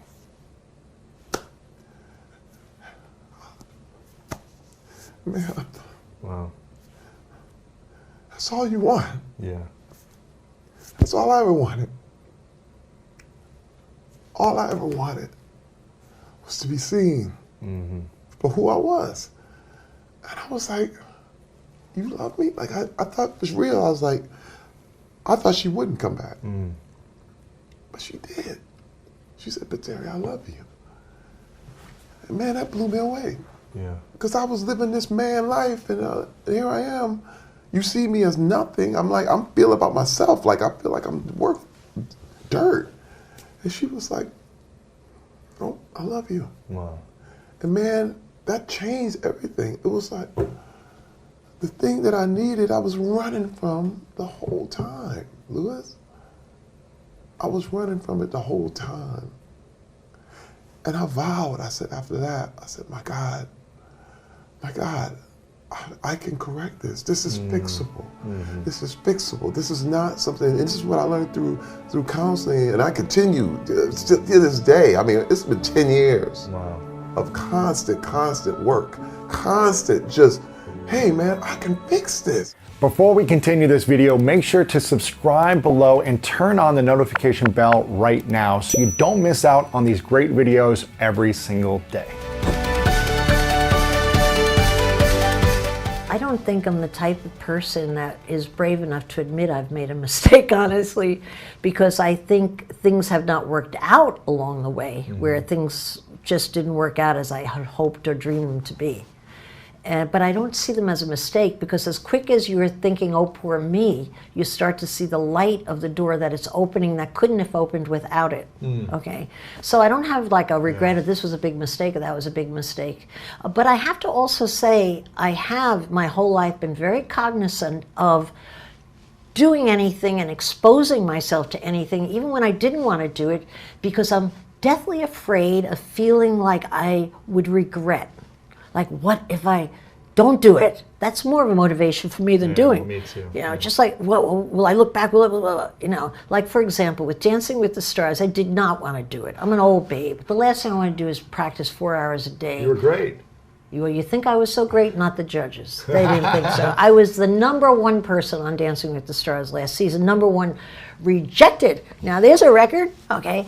But so you might say that was a mistake with all the work that led up to, and it was a social embarrassment. I thought I'd be rejected maybe #3 or 5 or 6, but #1 I never saw it coming. And so I was kind of a little mortified on that one. But you know what? I'm so thankful I did it, and the minute I recovered by the next morning, I'm like, thank God I did it, and thank God it's over. It's a lot of work. It's a lot of work. Because I didn't want to, I said yes because I didn't want to wonder what it would have been like, you know? So. What did you learn from the experience about yourself? I learned I'm not a good dancer. I swear, I've looked at the tapes now 1 year later, when I thought, same tapes I looked at a year ago, I thought, you know, I really got this. But I look at them 1 year, I'm like, I'm stiff as a board. What was I thinking? Missing steps. So what I learned from that is that I can't dance well, but inside my body I feel like I'm a good dancer, and I'll get out on any dance floor and do my own makeup steps, and people really smile as I'm dancing because I don't really give a crap, and I look like it, you know. Yeah, but what did I learn? I learned I learned the same lesson I learned again and again, which is thank God I did it. Thank God. And the injury of, oh God, you did so poorly, dissipates quickly, but there's an echo to not trying something that's going to sting you, I think. Not that I know that, because I really don't do that, but I'm afraid of it. It's like fear of a nightmare that might happen. I don't know why, because I don't really have that in my life, but I'm fearful of it. Yeah, I think that'll sting you for a long time too. That fear of regret, of like, oh, I had the opportunity to do this Dancing with the Stars and I didn't do it. How many years would you think about not, what to Maybe do a year, but still a bad year. You know what regret does, I think, and why I've been able to build up my personality and whatever I can get out of and give to life as best I could. What regret does is it quietly takes down your confidence a notch. Because in short, you were a coward. You shied away. Even if the right decision is to shy away. Once you shy away, you quietly, without even consciously think a little less of yourself. Now, I say that from experience because I've watched many people get stronger or people where life makes them weaker. And there's a lot that goes into that. But I really believe that that regret piece is not given enough due. You really have to try everything and try your best, because and listen, 2 out of 3 things I try don't work out, but people just remember the success. That's what I learned. But I know what the failures are. But still, I got confidence out of failing each time. A little notch up, a little notch up. So then you conduct yourself with more power in life because you feel better about yourself. And ironically, you have more to give. You're a better package to give more because you've put a lot into that basket by just trying. Do you feel like you're more confident, even though you're the first one out of Dancing with the Stars, that you did it and you went for it? Absolutely. Absolutely, I'm more confident. I got a lot of confidence out of that because every female friend and male friend I had that was even close to my age. They were like, I can't believe you even went for it, right? They said they discourage you, you're out of your mind, but I won all their respect, and they constantly say, that was amazing. That was amazing. So even my friends that kind of took me for granted think better of me. I went up a notch in their head, It takes a lot of courage to do that. It takes a lot of courage to publicly fail, but I happen to be very good at public failure. Really? Because I've done it my whole life, and that doesn't bother me. I think what I didn't want to happen was that I would look foolish or old dancing with a 24-year-old ripped stud on the floor until I realized it feels really good to lean in on that guy and let him spin you around that floor. And how many of my girlfriends were having to dance with anybody like that lately? There you go. That's a good way of looking at it. Yeah. What would you say? Why are you not afraid to fail publicly? Because you know what I've learned? Nobody's really watching. Nobody gives a shit. Yeah. Everybody's they forget about it the next year or whatever. Or no, maybe even in the moment. Because the truth is that people, most of all, are thinking about themselves. So just when you think the limelight's on you and everybody's going to say, God, is she stupid? God, why would she say that or do that? The minute they've given you that one moment of attention, they're back onto their own problems, their own selves. So it's like overstatement of your ego to think you're really that important. Right. You could just move right on. We could distract people. You try the next thing, and their eyes on that if you're lucky. So no, it doesn't really amount to anything. It doesn't really amount to anything. Right. Yeah, it's self-ego. That is not really true. That's interesting because you say that most people are focused on themselves. So when you mess up publicly or you fail publicly, they'll think about it for a moment, but then they're on to their own thing. If you're lucky and they notice. If you're lucky, you notice. And most people won't notice. It just feels like everyone notices. Yeah, right? definitely. It's But called shame. Right, exactly. Yeah. But what about when you want people to have the attention on you for the things you're doing good? How do you keep the attention on you, the relevancy of yourself as an entrepreneur, an individual, when people are focused on themselves so much? How do you keep them thinking about you, your brand, your business, your work, your mission? You have to think of a way to grandstand. What do you mean by that? Good old-fashioned grandstanding. Like I built my Corcoran Group brand on the backs of the New York Times and the Wall Street Journal and the New York Post, without a doubt. I would think of all kinds of crap to get media attention, okay, as long as my brand name was in there. Really? The single best thing I thought of, which was really just an attempt to get publicity when I couldn't afford advertising because it was a bad market, was my Corcoran report. And all that was a one-page report giving the average sale price of apartments in Manhattan, is how I labeled it. I was too stupid to know that was a wrong label. It was just my 11 sales. but it was on the front page of the real estate section, and I was quoted on the first line. And boy, that was an eye-opener. That's how I learned that publicity can build a brand. Today's version of publicity that I look for in all of the entrepreneurs I invest in is how good are you at social media? I don't care if you're in the sock business, if you're in hardware, or what's going on. How good are you at social media? What's your following? Those are the key questions now. How good are you at building attention through social media, because that's the new free ride. Not really free, but to a large degree free, just like the New York Times and the Wall Street Journal are my free ride. Okay, so you have to be creative, I think, in thinking of how you can grandstand. And so what's like, I don't know, I'm thinking, what's a business right today? Like, well, I don't want to use Cousins. We already talked about Cousins. Like Grayson Lakes, which is started out as a baby sock company. Phenomenal entrepreneurs I have. Is this the long lady stocking? Yeah, with the little lace on top. I bought some of those for a girl before, yeah. And they make girls look sexy. They make them look great. And they're well priced and they're beautifully made. They're nice, they're elegant, they're sexy. Well, now it's a full fashion line, and it's I think $17 million in sales this year. Wow. But what are they particularly good at? There's a husband and a wife team. Melissa, the wife of the team, has gorgeous long legs. You may remember her from Shark Tank. Her husband's more of a nuts and bolts guy, but great at business. What she does is she constantly models and talks directly to the camera. She has so many people that love her. She has limited editions. She sells out constantly. Wow. She's great at social media. She knows how to primp herself, look sexy, talk to the ladies, and get sales. Okay. So she uses her assets, her skills. But she does on social media, and that's built their entire business, social media. Wow. Yeah. And did I answer your question? Because I feel like I somehow got lost in my... How do you stay relevant when things are going good? Because when your things are going bad, they'll look at you for a moment, maybe, where it seems like everyone's looking at you, but then they forget. How do you stay relevant while you're growing or while things are kind of going the same? I'll give you another example. I have a company I just bought in this past season. I was out of my mind to buy into them. It was two guys with a product called Comfy. It was a sweatshirt blanket. You slip into it, it's like a sweatshirt, but it's actually a blanket. Okay. Why I say I was crazy to buy into it, none of the sharks, they were smart enough not to, is because they're two loudmouth guys having a good time, pitching their product, and they had no inventory. They had handmade their own product. Two prototypes, had no idea what it would cost to make, what they'd sell for, who they'd sell to. They had none of the answers, but they were great salesmen. And I said, I'll take 15 or 40%, whatever I got of it, boom, just because they're great salespeople, all right? And what they have done is they've done in their first year $11 million in sales. Wow. They found a way to produce it and sell it.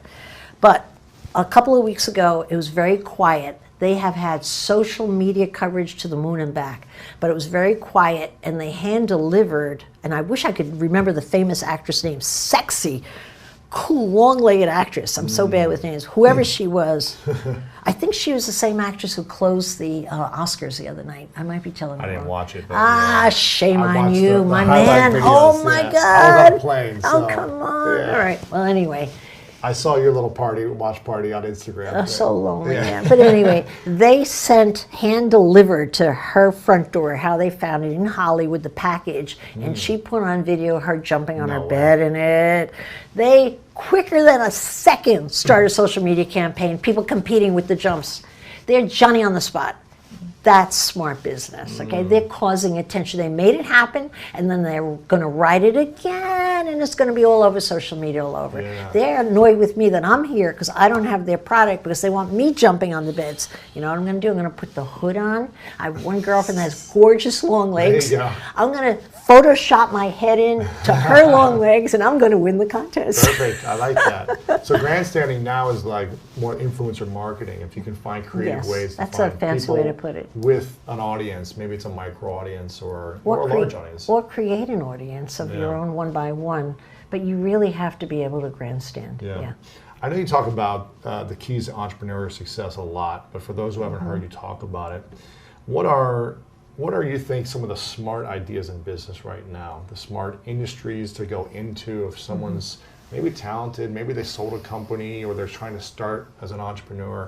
What's an industry you really like, a product section you really like? you know, is software? Is it coaching? Is it consulting? Is it an agency? Is it physical goods? Food? What's the type of category you really think? You is know, smart? really none of the above. Okay, it's not my cup of tea to think of an industry that you can. There's certainly leading industries. I don't believe that's where your head should be if you're thinking of going into business. I think your head should be is what do you enjoy? What are you naturally inclined to be good at? What were you always good at? These abilities don't change much. Whatever you're, you know, if you're gregarious as a young kid, you generally don't wind up as a bookworm. You know, when you get older and get a head on your shoulders, you're still gregarious. So I think what you have to do is think, what would suit me? What could I visualize myself doing where I could picture a happy picture of myself, you know? And I think most people are capable of dreaming that up. I don't think it's an analytical kind of left brain kind of thing where you apply yourself to your best shot, like going and playing blackjack and putting your chips on the right thing. No, I think you have to figure out, you're the table. Where should you put your chips? What's on you? What's true to you, okay? And so for me, it took me 22 jobs to find real estate, but the minute I was out opening keys, you know, opening the doors and chatting people up, and it didn't feel like work, and I was the boss, I knew I was going to be the queen of New York real estate. I knew it as sure as I knew my middle name was Ann.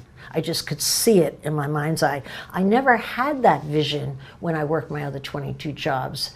And the other thing, it's sort of related to what you asked. I think it's such wrong thinking that you have to choose your spot.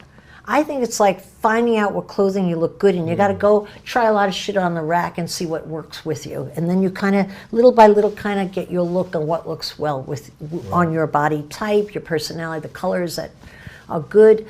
I think you find yourself little by little. It's very hard to sharpshoot. It's not that kind of a thing. Yeah. And you know, often the people, I know so many entrepreneurs well beyond or well before Shark Tank, peers of mine in many industries that have succeeded. No one ever went out for that industry. And so that's what I want to do. But you know what made the biggest difference in a myriad of those, if that's a word, a selection of those people, that made the biggest difference was they came along someone they worked for who believed in them. Getting one good boss that gives you an opportunity is worth 1 million intellectual thoughts and Harvard MBAs grouped up in a pile. Because you kind of can sometimes need somebody else to see that light, or you get into something you never thought you'd be interested in and you really love your job. And then that winds up being what you do for a lifetime. Yeah. And so I don't believe that you name the big industries. That's more Mark Cuban stuff. He's like high level investment strategy stuff. But I'll put my businesses against his any day, 1-to-1. And because I think I'm so good at seeing who's got that talent that matches where they are, you know? Yeah. If someone's approaching you for investment or to partner with you, and you could choose only 3 qualities that you would dream that they would have, whether that's you know, never giving up, a grit, a positive energy, whatever the quality may be, and you could say if they had these 3 qualities, it doesn't matter what business they're in. Maybe timing and the economy might play a little bit of part here and there, but like if they had these 3 qualities, they're most likely, I would bet on them any day. Yeah, well, that's what I do every day on Shark Tank. Yeah. And I've gotten better at it because I've learned to hone in on those. I could think of 2. Maybe I'll come up with a 3rd if I keep talking. All right. Number 1 is salesmanship. I have never succeeded with any business where the principal didn't know how to sell. I mean, sales is the guts of every business. If you don't have sales, you're not in business. Any business applies to everything, okay? So, okay, if you're a technology nerd and really are in a technology space, but you better have a partner who could sell the shit out of it, or it ain't gonna go anywhere, okay? So selling is number 1. The other thing I look for, and maybe it sounds weird to you, but I've learned it to be a great, almost insurance policy. I look for injury. I look for anger in the individual. If I could find someone, and this is true of all my successful business, interestingly enough, if I could find someone who had injury at an early age and has something to prove, I got myself a winner. It's like insurance, okay? So when I say injury, meaning they were dunce in school, like 3 out of 5 sharks were dunces at school. They're out to prove, you know. I have I don't want to out them, so I won't use. I'm inclined to use the names, but I won't. I have entrepreneurs, usually successful, never had a father, and then when they went on Shark Tank, their father, after 35 years, was back into how insulting, enraged them. Okay, I have entrepreneurs who were sports figures, almost. Going to be professional sports people, had an injury, but were fiercely competitive with someone who wound up in their space. They hate that person because they played against them in ice hockey. Crazy. All I have to do is name the other person, their sales go up. You know? So I think anger and proving is very much part of a lot of successful stories out there. It's an overcompensation, overproving, or overdriving, like, I'll show you. Give me the I show you, something that went wrong earlier. And you've got a motivated person, and it gets you through hard times really well. And then I'm coming up with a third. There's a million other ones, but none of them as serious as that. It's those two. You have to be able to sell, and if you have injury, to prove something, it's a wonderful insurance policy. How important is a positive attitude with those two things? Like, well, if you were that's a negative, given. Oh, you don't. Let me tell you, I don't know. you're There's not even negative going to get people. out of the gate. Well, there's negative people. All right, you know You what's. might be trying to prove people wrong and always nasty about it. You know, it's Forget like, it. Let me tell you what's true about a negative person. You won't meet them in the entrepreneurial space. You know why? Because they are far more comfortable criticizing the next guy than doing. Negative people are bloodsuckers. They just suck your energy away. You know, the nicest thing I did for all the people that work with me over the years was get rid of negative people the minute I spotted them. I didn't care if I had cause. They were out. You know why? Because it's like letting the enemy quietly into your camp and giving them free rein. Negative energy is the enemy of all business, especially I've always been in sales-related businesses. You let a negative person into a sales force, they have a pity party, all of a sudden they need one more person to feel sorry for them or to point out what's wrong. It's terrible. I would spot them a mile away, feel their vibe. Do you have a few minutes on Friday? I'd love to have a chat with you. Because I felt like I was saving my good people. You know, they were good, positive people. I don't mean criticism. It's invaluable in business. You need to have your criticizers to let you know when you're off and what you could do better. But I'm just talking about regular bloodsuckers, you know. You know, everybody's met a few. I hear you. I hear you. Now, sales is number one for you. If they were a great salesman, you would bet on them. If they were a great salesman with something to prove, that's like the golden ticket, it sounds like. So how does someone train to be a great salesman if they don't know how to? Is it something they can learn? Or is it something you just have to be a part of your energy? Well, you had a question about positive. That's the blood that goes through a great salesman. Seeing the positive side of anything. And a lot of people see that as baloney. I don't.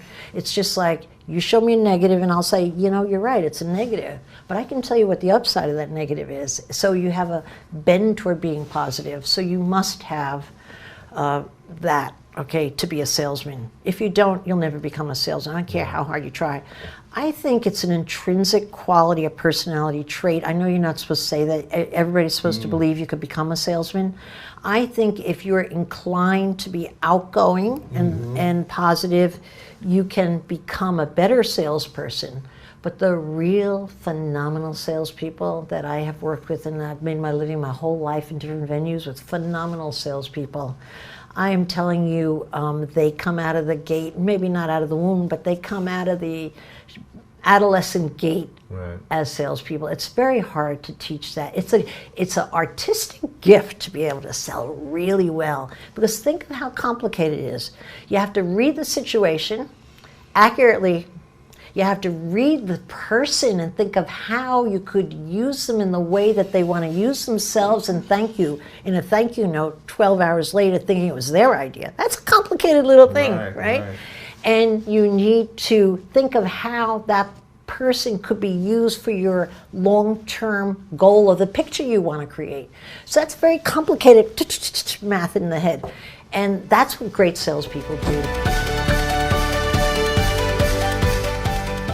Why do so many people make money the enemy? You know, first of all, like I think about that all the time. I think as we grow up, a lot of the movies we watched as a kid, it's like the guy with the money on the hill was the villain, right? Yeah. And I was on a boat with Richard Branson. On the only reason it's not because I'm really cool. It's because I helped raise $1 million for his charity, and for that, for Virgin Unite, he invited me down to his island. And he saw that I got up at 5. He got up at 5. So he said, hey, tomorrow when you get up, let's sail. He's like, you know how to sail? I'm like, oh, yeah, I had no idea. He's like, grab the aft line. I'm like, I'm sorry, dude. I don't know. Just tell me what to do. Yeah. But one thing he said, and it helped me a lot with money, I said, I feel like I should be giving back more. And he said, You said that, or I said that to him. And I said, should I donate more of my time? He said, well, the way I look at it is different. You were given a gift to know how to generate revenue. He said, and this is something that I'm paraphrasing, but this I'll remember it forever, and it really shifted my mindset on money. He said, you could go to a charity, or you go to a soup kitchen, and you could work there for 3 days, and that'd be wonderful. I know they need help. Or you could swing by there one day and drop off a check for 50 grand. The second one, that's what you were given that gift. Go make the 50. He goes, I was given a gift to know how to start and run companies. Now at this phase of my life, I'm giving most of it all away, but that's my gift. And it kind of made me realize is like, I took the brakes off, It's like, make as much as I want. I can give it all away. I can, we just got done feeding 5 million. We just passed 5 million meals provided through Feeding America. We got all kinds of charities. Like now I have this like no limits, like, cause money has allowed me to retire my parents. My money's allowed me to make it so my kids don't have to worry about their future, not raise entitled brats, but I don't have to worry about their future. I get to be in better shape. If my fiance needs something, my mom needs something, my dad needs something, I can cut a check for those problems. And I can help with charity. So for me, it's like there's no limit. I want to just keep impacting lives and making money. How can people shift the perspective as money is this bad thing? What's the quickest way for them to, if they've been conditioned with a belief for decades that money is the evil, or the money doesn't solve your problems, or what's a perspective shift for people to understand like this really? Yeah, that's a really good question. One of the things I think, because I've asked this question on stage to tens of thousands of people through the years, and then I ask them to raise their hand if it's this. And one that I never thought of was people feel in this like intuitively somehow that if they're making money, they're actually taking it away from someone else. Wow. And I don't know if any, as I say that, so many people right now are going, wow, I feel that way. Like if I'm getting wealthy, I'm hurting someone else. Or if I'm getting wealthy, oh my God, there's so many people starving in different third world countries. And it's, the fact of the matter is there's always the same amount of money in the world. Money is either flowing away from you or money's flowing towards you. And I just want to position myself in a place where money's flowing towards me, and then I have the ability to give it away. Because if you really think about this, when you make money, I would bet the majority of the world, not someone selfish, which is a rare thing, and I doubt someone really selfish would be listening to you, Lewis, is when you make money, what do? You end up hiring someone to do your lawn because you're making money. You can do that. You send out your dry cleaning. You go out to dinner more. You buy a bigger house. You buy more furniture. When you make money, you actually flourish the economy in your home, and then you flourish the economy around you. So, like, I just have this philosophy of, like, if I want to help the economy, if I want to help the environment, if I want to help the people I love, I make money and I get to help the economy, help the environment, help the people that need it. And I just change that belief because, again, if you make money to, sell drugs, or if you make money to promote gambling, like that's evil, that's bad. It's really just the byproduct. And in most cases, more money, the byproduct of more money is positive impact. Right? I mean, why is America, such a lead in finding cures, in finding technology? Because a lot of the companies and money flow here to solve those problems. But America's also the biggest contributor to charities around the world. I mean, look what Bill Gates did. So I just found a way, and I'd encourage everybody listening, find a way to just change that. Whatever story you're telling yourself, it's most likely a lie. It's a story that someone else gave you. We know all this. I'm not sharing anything you don't know, but just prove that it's wrong. Go find wealthy people who've made a massive impact. Because the last thing I'll say about money, I know we didn't plan on getting this, but I feel like we have a dysfunctional relationship with money. Like if you're the therapist, the therapist is sitting a third party over here, like where your candle is, and your money, and I'm the patient. It's like, I think we're saying, like if they're looking at us like a relationship, you're saying, money, I don't like you. I think you're evil. I think you're wrong. But simultaneously, I'm always stressed about money, and I want more of it, and I want to be able to help people. And I feel like I never have enough. And I never have enough, right? So it's like it's the push and pull. It's like a dysfunctional relationship. And I think if you have any hesitation around money, it's time to fix that relationship. Wow. And then, I've had people write down 5 things they would do when they made more money, and 5 problems that more money would solve. And most of the time people write, I'd make sure my mom was okay. I would take care of my health. And none of them on the list is buy the Lambo, the new watch, and be, selfish or or buy, have more carbon emission. Like nobody writes negativity. They write all impactful stuff for other people. And the last thing I'll say is this, and I've been using this analogy for myself for years, Lewis, is I look at when you first get on a plane, you know how they say if the oxygen mask drop, put yours on first and then help if you have a child with you, right? I look at that with money. Is when I put my oxygen mask on, when I'm secure, if you're listening right now, if you get confidence, if you have control of your life, if you have financial security, as soon as you feel stable, what happens every single time is you start putting oxygen masks on. When I was 26, I retired my mom. When I was 33, I retired my dad. Both of them worked their butts off to make nothing. I put oxygen masks on my mom and my dad. I helped my nephews go to college. I paid off debt for people that I cared about that it was crippling them with stress. I was able to help my stepdad when he needed surgery and they needed $40,000 immediately. So I just realized if I get secure and I obsess on making it, I don't have to hold it and hoard it and be this bad human. I can be a human that solves problems, puts oxygen masks on other people. That's powerful. We were talking about, briefly we were talking about this, that it seems like there's a common denominator for every millionaire or successful person that we know, that they always had something dark happen or multiple dark things happen.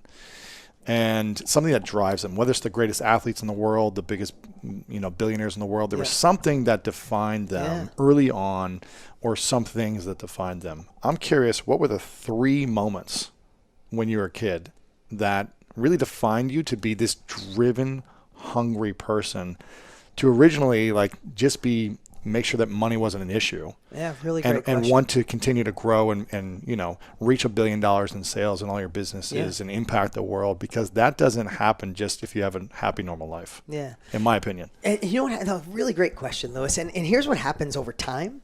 Some of that goes away and you craft a new story. Of course. I did it because I wanted to change the world. I'd lie if I said that was true. But there's usually some defining moments that usually happen when you're 5, 10, 7, whatever. I know some of them. One is my mom did work. This sounds like an infomercial story. My mom worked 3 jobs. She was a hairstylist.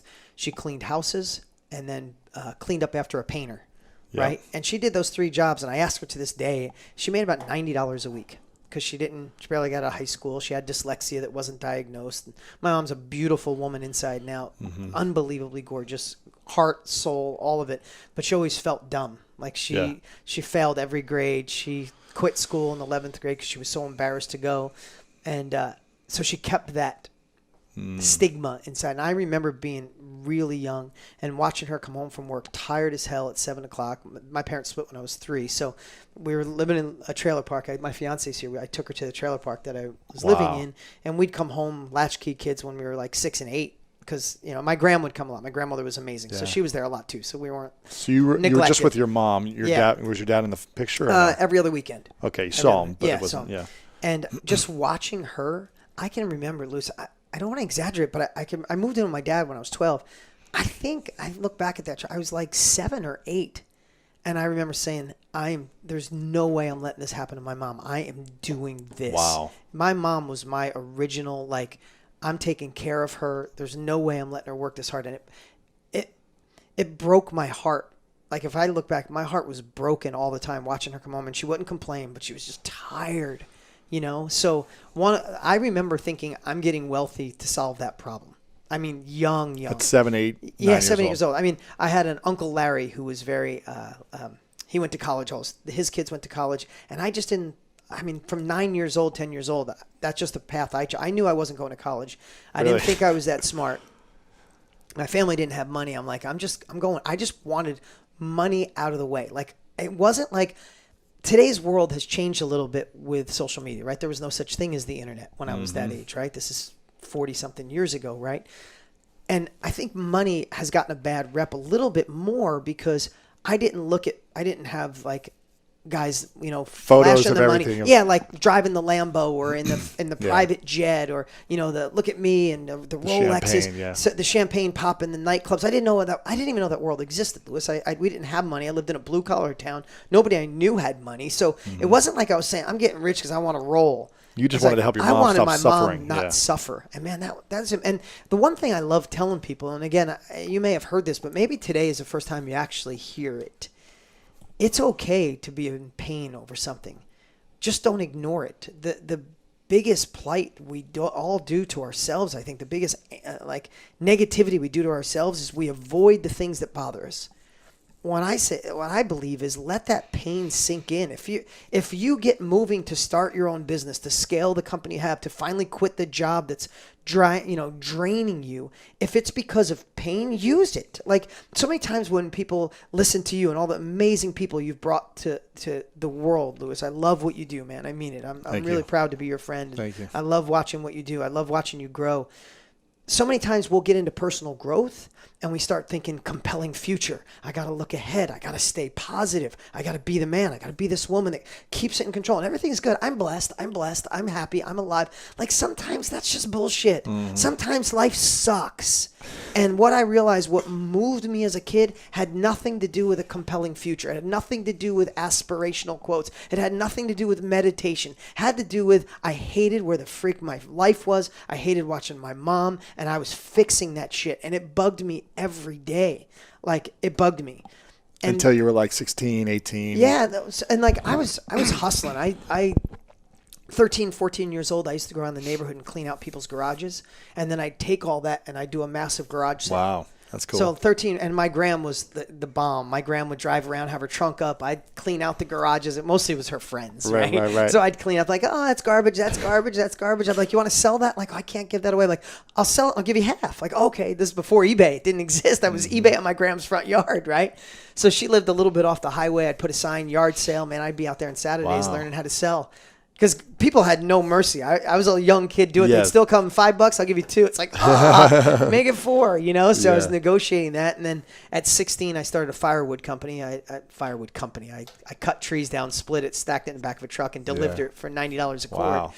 Are you chopping it with chainsaw and a log splitter? And, wow. Yeah. Not manual. Like No. It wasn't, what do they call it? Like, just an axe. Yeah, it wasn't the axe. I wasn't big enough for that. Exactly.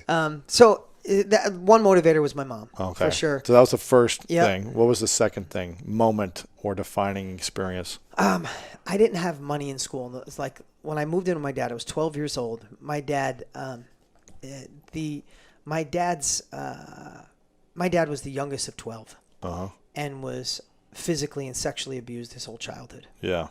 And back in those days, there was no therapy, talk therapy, nobody, not going to a counselor. Just suck it up. Have the ability to talk like you and I talked when we were jogging. Yeah. Men back then didn't talk. My dad's 83 now. He wouldn't go to his best bud. Oh my God. When I was 5 years old or 7, I was molested by my cousin. No one knew. In the old days, they'd be like, get away from, Yeah. So he didn't talk about it. So what he had this built up anger his whole life, and no one was able to take advantage of him. Like if the waiter was rude to him, he'd be fist fighting on the floor with the waiter, right? If we were driving in traffic one day and the flag guy during construction, he didn't wave to my dad. He was like looking at somebody else. My dad drove by and he goes, "Hey, asshole, didn't you see me?" And my dad literally jumped out and just beat him. Oh my gosh. That was my dad. He was infuriated with everybody because he was this young kid who got abused and no one was there to protect him, and nobody was doing that now. So he lived with that, and he's in an amazing place right now, and I love him dearly. But when I was 12 or 11, it was so bad that I was afraid. I was just afraid. Like I was nervous for him, and I wanted to help him. So at 11, I left my mom and moved in with him. Mm-hmm. And when I moved in with him, this is, again, sounds like some infomercial story. I moved in the back. I literally had a house with no heat because he was remodeling and he ran out of money. And he was working on it. So we had to literally drag a bed into a bathroom at night and plug in a little electric heater. And that wasn't forever, but it was for months. And when I moved in with him, I wasn't poor me. I didn't know anything different. It was fine. And I learned a lot by living with my dad, and the good, the bad. I learned how to negotiate and all those things. But some days I'd go to school without lunch money. And there was a point, and this is okay too. I'm not anywhere near that now, but there was a point where when I saw people with money, or like when everybody turns 16, a lot of kids in school, their Had parents got cars. them a new car. Yeah. And You didn't have lunch they, money. they had the new girl, the car, and then they'd get the cheerleader. And I'm the guy going home every day working with my dad. I worked every single day. I worked on cars. I worked on construction. And like, I remember being like, you know what? You can't hear me now, but you'll hear me someday. Wow. In my high school yearbook, literally my quote is like, I might be silent now, but someday, like, it'd be impossible not to hear me. Like, I got to get the quote. I just found my yearbook. Damn it, it's old. It's from 1986. Like, oh Wow. my God. But anyway, I want to read the quote, but it was something like, you don't hear me now, but someday you'll hear me roar. Wow. And that's, I had this like internal chip. Like, I was really shy, polite to everybody. I called every one of my parents' friend Mr. or Mrs. I still do when I see them. Like, that's like, I wasn't like, yo, I got this. It was more like, oh yes. And I probably looked really, like not weak, I don't even know the word, like just really like an introvert and shy and like but I was hungry with a chip on my shoulder on the inside. Like, you don't hear me now, you got the car, you got the girl, I got you. Like, and so that was probably another one too, is envy. Sure. And I say like envy is toxic. It's completely toxic, but it's a good driver. It's a good driver, Yeah. right? Like, just think, like, you can't putt with a driver, but it's okay to smash a ball off the tee, right? Yeah. So if you need envy to smash the ball off the tee, then use it. Like, again, Usually get you going. yeah, like, personal growth is my life. I mean, I'll tell that story in a little bit, but personal growth is my life, and self-education. Tony Robbins, who's now one of my best friends in the world, he changed my life when I was in my mid-20s when I ordered his course. Like, I was already financially successful. Yep. I already had a car business, a collision shop, an auto sales. I had 21 apartments. At 26? At 24. 24. Yeah, 24. I had 21 apartments. I had I had 2 tow trucks. I had a tow truck company. I had Enterprise and Hertz Rental Car account. And How'd you have the money to fund all these things? Yeah, I'll tell you that in a minute.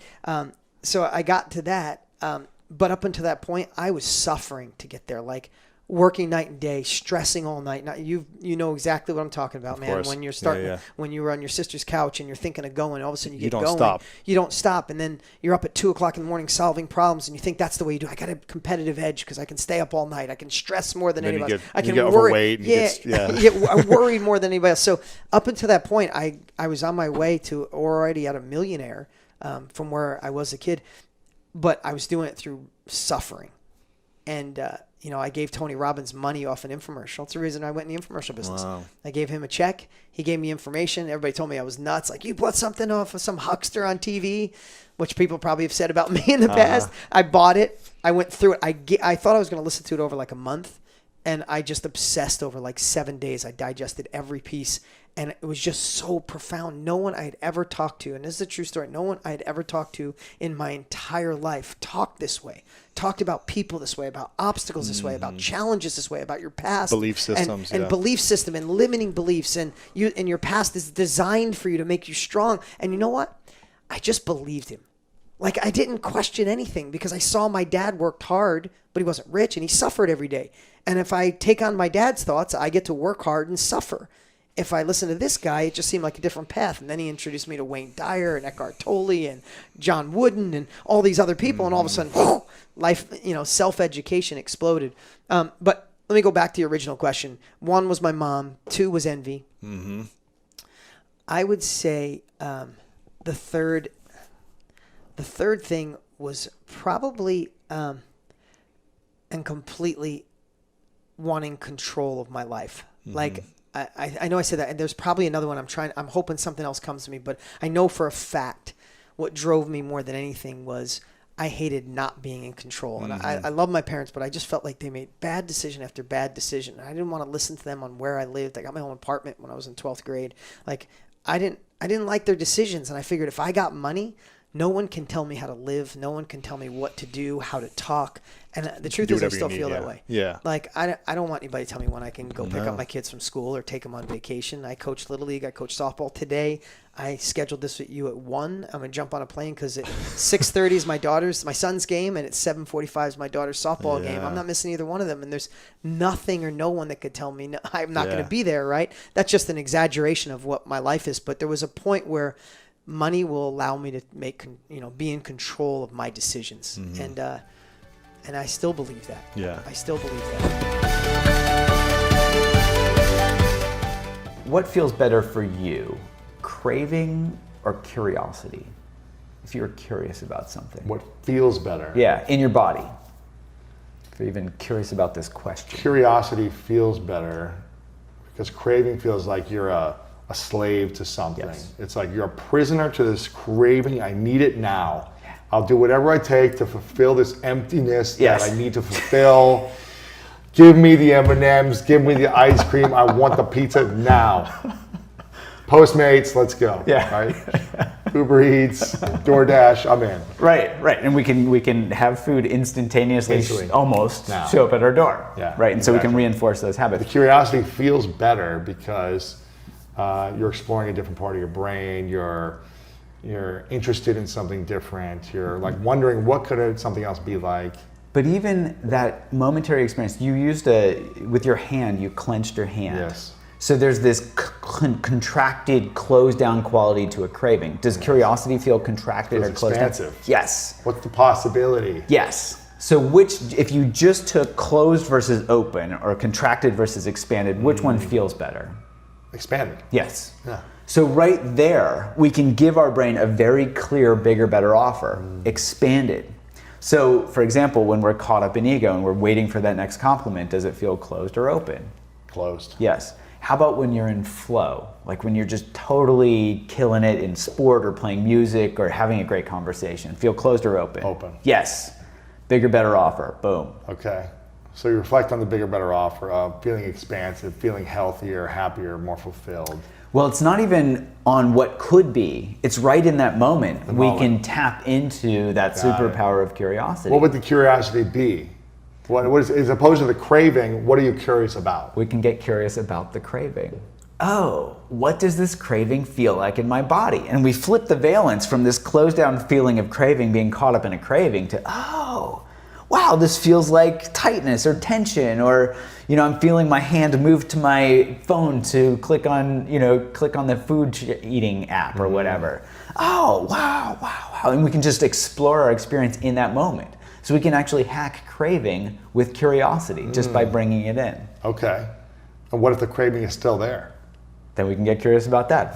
How long is this going to last? Is it changing? Is it moving in my body? We actually have had people in our program saying, I had a guy walk into my office. I was working at the VA hospital, and he walked into my office and he said, "Doc, I feel like my head's going to explode if I don't smoke." And I was a young addiction psychiatrist. I was like, "Oh, what do I do?"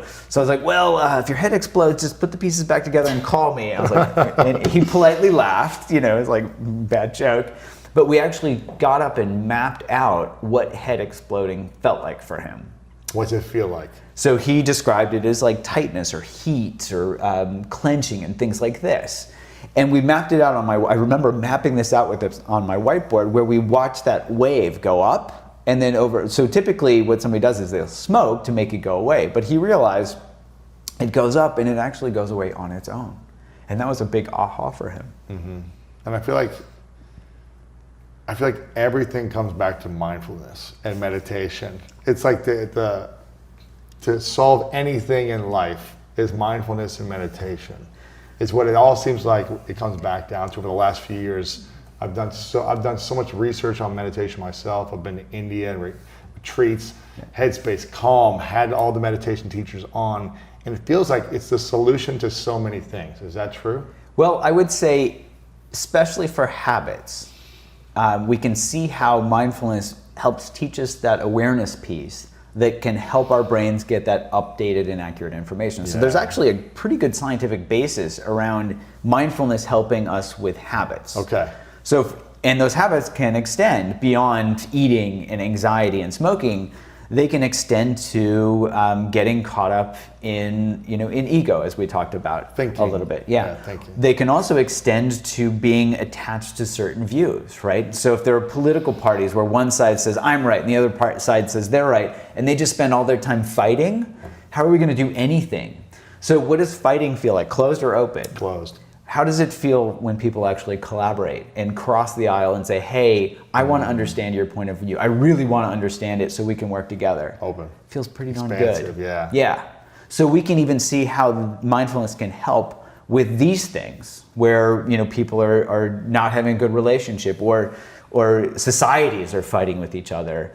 We can stop, notice how unrewarding the fighting is and how rewarding it is just to remember each other's humanity. Yeah. What is the likeliness then of changing a negative habit without the use of mindfulness meditation?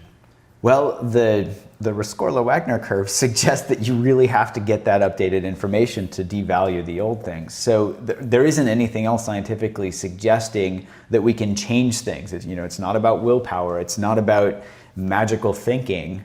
It's not positive thinking and hoping and wishing. Hoping and wishing doesn't fit into the math. The only research says meditation, mindfulness, awareness, however it looks for you, that type of awareness is the only solution. That's what the math is suggesting. So mindfulness helps teach us to be aware, and awareness is what helps our brain get that updated and accurate When we have a bigger, information. better offer. Yeah. Well, so the bigger, better offer can come in the form of curiosity or connection or kindness, Yes. which Or are often health. taught. Yeah, those are often taught as part of mindfulness practices. But even feeling physically healthy, mentally healthy, feels good. And so that's going to reinforce those positive habits. So eating healthfully feels better than eating a bunch of junk food. I certainly know this myself. Yeah. So when we can really clearly see that cause and effect relationship, it's just much easier to stay on a healthy habit. What is the root of addiction in your mind? I like this really simple definition of addiction: continued use despite adverse consequences. So I would say the root of addiction, because continued use despite adverse consequences can be anything from being addicted to social media to a point of view. I think the root actually comes in this survival mechanism that's just trying to help us remember where food is. But in modern day, when food is plentiful, most of us have a refrigerator, Yeah. and restaurants are open. You can find a restaurant open any time of day. That mechanism, that survival mechanism, is still in place. So I think that the root of addiction is actually, paradoxically, there is a survival mechanism. Yet in modern day, we refine, coca leaves into cocaine. We make synthetic opioids so that we can pop pills. We go on Instagram to look at cute pictures of puppies when we're bored. All these different things and food is literally engineered to be addictive now. So that process, that's natural survival process, has gotten hijacked. Mm-hmm. What is the amount of time it takes to break an addiction that's 10, 20, 30 years old? Is it possible to break it in a moment, a day? Is it take 30 days to break a habit or start a habit? What is the scientific research saying? Is it the longer you've been doing something, the longer it takes to break, or you can still break it in 10 days once you hit that rhythm? Yeah, it really depends. I'm remembering a guy that came into one of our early studies who was smoking 30 cigarettes a day. And we started with the pay attention when you smoke, see what you get from it. 2 days later, he came back and he'd cut 20 cigarettes. And he realized, I get up and I drink coffee and I don't like the bitter taste of coffee, so I smoke a cigarette to cover the taste. Oh, I could just brush my teeth instead. So, so for some people, really clearly mapping it out and seeing how unrewarding the old behavior is helps them change a lot of the habits pretty quickly. Okay. So, and as I mentioned in some of our now preliminary research, we're seeing with using these mindfulness apps like the Eat Right Now app or the Craving to Quit app that I mentioned, we're seeing after people are using these craving tools about 10 to 15 times, that significantly changes the value of that reward. Right. 10 to 15 times, or is that 10, 15 days? What is that like? It really depends on what the behavior is. So somebody could have their ice cream craving, and so they can't just like eat ice cream 15 times in one day and do the thing and have it. I mean, they probably feel pretty sick, and so it might help. But it really has to come as part of their natural experience. So when you have that when the craving comes up and you're about to do the addiction, you open up the app. Mm-hmm. There's a guided meditation. There's some steps. The apps actually start with helping people map out their habit loops. And so this is some of my, I learned the most when I fall on my face. Yeah, we all do. So, yeah. So when I was first starting this research, I had this hypothesis that it would be, these formal meditation practices that would help people change their behavior. I'd been meditating for a while. I'd gone on long retreats. I'd, would sit and meditate for a long time. I was like, this is it. It was great for me. But it turns out when we looked at our data that these informal practices, these in-the-moment practices where people were paying attention as they were smoking or paying attention as they were eating, that's what was really helping to change the behavior itself. In the moment, not before the moment, when you wake up in the morning, at night, in the moment. Right. So the formal meditation practices can certainly be helpful, but we actually start by helping people map these things out. Because I didn't know, when I first started learning to meditate, it was like, pay attention to your breath, and when your mind wanders, bring it back. I was like, okay, this makes sense. But when I went on, I went on my first meditation, 7-day silent meditation retreat. By like day 3, I was crying uncontrollably on the shoulder of the retreat manager because I couldn't pay. I was like, I made it through college, I made it into medical school, and now I can't pay attention. So I thought I was a failure. And it turns out it's not about forcing ourselves to pay attention, right? The grit, the willpower certainly didn't work for me. It's really about understanding our mind. I want you to imagine the greatest version of yourself standing right in front of you. And in that moment, I'd actually never heard the way he told it before. Then I was like, wow, I could see myself like with 100% confidence, calm, poised, like the best looking version of myself, whatever, just like standing perfectly, not slouched, just every part of me, the best version. And I was like, wow, I can push myself to be a greater person by seeing it first and then taking the action steps to becoming that. Yeah. So I was like, that was a nice little... As long as you build in this kind of sub-clause that... Because like people can set these kind of goals that last forever. Joseph Campbell, I'm sure you know, big writer on myth, said, you can spend your life climbing a ladder and then realize you had the ladder against the wrong wall. It's wonderful. Why are we climbing the ladder, right? Yeah. Like, why are we climbing this, or? Yeah. We spend a lot of time focusing on stuff like this. We have this image of this version of ourselves that we're moving towards, and it's always out there somewhere. And it's kind of like all those things that it's helpful. Like if you're going to have a self-image, of course, why not have a great self-image? Because we tend to make terrible ones, but it's just an image. It's just a picture in your head. It might as well be a good one. Yeah. But in the meantime, there's also like the here and now, and there's like making your relationship to the parts of you that aren't right or don't feel right, and making peace with that and understanding that in a different way.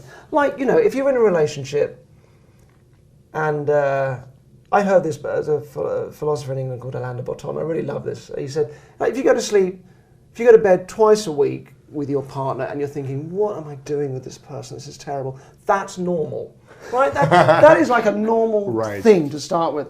And that, to me, is much healthier.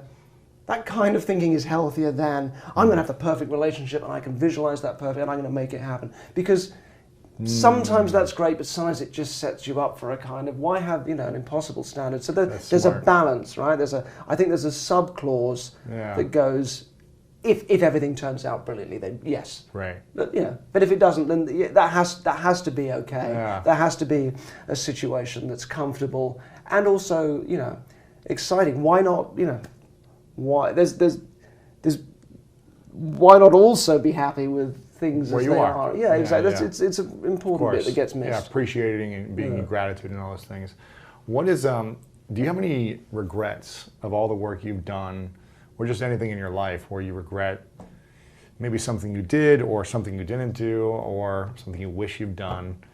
And I have no clue what you're going to say here, but I'm just curious if you have regrets from whether your personal life, your career life. Well,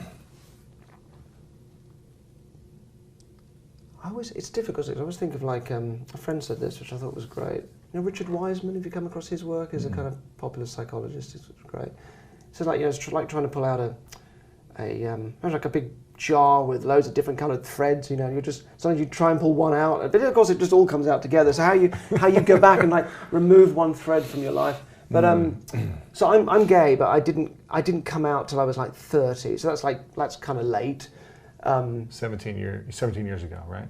Yeah, that's right. Yeah, so that's like, I do kind of think that's normally where my mind goes. Like, well, do you regret anything? Because that's like a really long time. But I don't think I'd put half the energy into sort of doing the stuff that I do if I wasn't desperately trying to avoid any conversations about sex and just like basic, you know, human conversations. So that like you tend to get very good at like deflecting attention with, you know, dazzling, amazing things, right? Tricks. That's like a good strategy if you're trying to avoid that kind of subject. So, you know, weirdly that kind of helped. And so I don't know. You can justify these things as well. You're like, well, I wish I would have came out earlier, but at the same time. Yeah, and you know what it really did. And I think gay or straight or whatever, we often have things about ourselves that would be good to come out about, right? Stuff that we just carry a lot of shame around about. And we thought, God, I could never tell people. And what's fascinating and why the coming out thing, regardless of what it's about, not necessarily about sexuality, just anything, if it's something to come out about, and this is what I found, it's liberating not because you get to go, oh, I'm gay or I'm whatever, is that you realize, like, no one gives a fuck. No one cares. And maybe in 2 or 3 people or something. Yeah, but they don't. Yeah, but that's it. We would. What really settled into my head was this idea that we'd worry a lot less about what other people think of us if we realise how seldom they do. Right? Wow. They really don't really care. So once you've done that with your big thing that you've carried all this shame around for, then you realise, oh yeah, everything's fine. Wow. So because of that, other than I was probably a bit of a dick for a long time while I was like struggling with all that stuff, but I kind of, you know, you got to forgive yourself that. You can't be at peace with it, yeah. Yeah, so I don't know, I don't have any regrets as such. It's fine. I'd like to be, you know, I'd like to be a better partner and a better person and a better. Those are things that I think are, you know, good to engage with in the present. Yeah. Is there anything you're struggling with right now? Is it like, or what is the biggest challenge for you? Because you don't have anxiety. Oh, no, hey, look, I have anxiety. Don't think I don't. I just mean I get so good at naturally avoiding it. Yeah, I don't have anxiety like some people have anxiety, but there are different patterns, aren't there? So you've got classically anxiety pattern and avoidance pattern. So like if there's a stressor, if there's a challenge, if there's something in your life that comes up that's stressy, do you run towards it like a magnet and try and fix it, like some people do? Is what my partner does. It's like absolutely like, and makes it worse, I think. Yeah. But are you drawn to stress, or do you just naturally avoid it? I'm very good at avoiding it, but that isn't. Both sides have their ups and downs, right? Then it kind of, you know, it's kind of nice. We work well with each other because he makes me a little bit more engaged in things, and I, you know, help him calm down a bit about other stuff. But you know, I'm kind of. What I find interesting at the moment is the tension between the urge. It was kind of like what you were saying about Nietzsche. You know, Nietzsche. He kind of had this line of "become who you are." That was his drive, right? So there's that one idea of that there is a version of you that's out there somewhere that you want to clear everyone out of the way so you can just, you know, focus on that. And I think as you know, if you get married or you've got kids and stuff, that kind of tension, that sense of like can be very strong. And then there's the other completely conflicting impulse, which is, well, maybe the best version of myself, rather than being out there somewhere which I'm never going to reach, right, is actually right here. Here, maybe the self is something that extends and is sort of active and fluid and extends out into the relationships and that you're in now. But you know, both are important. What's hard is, and I think this, you know, is just generally in, you know, in life is hard is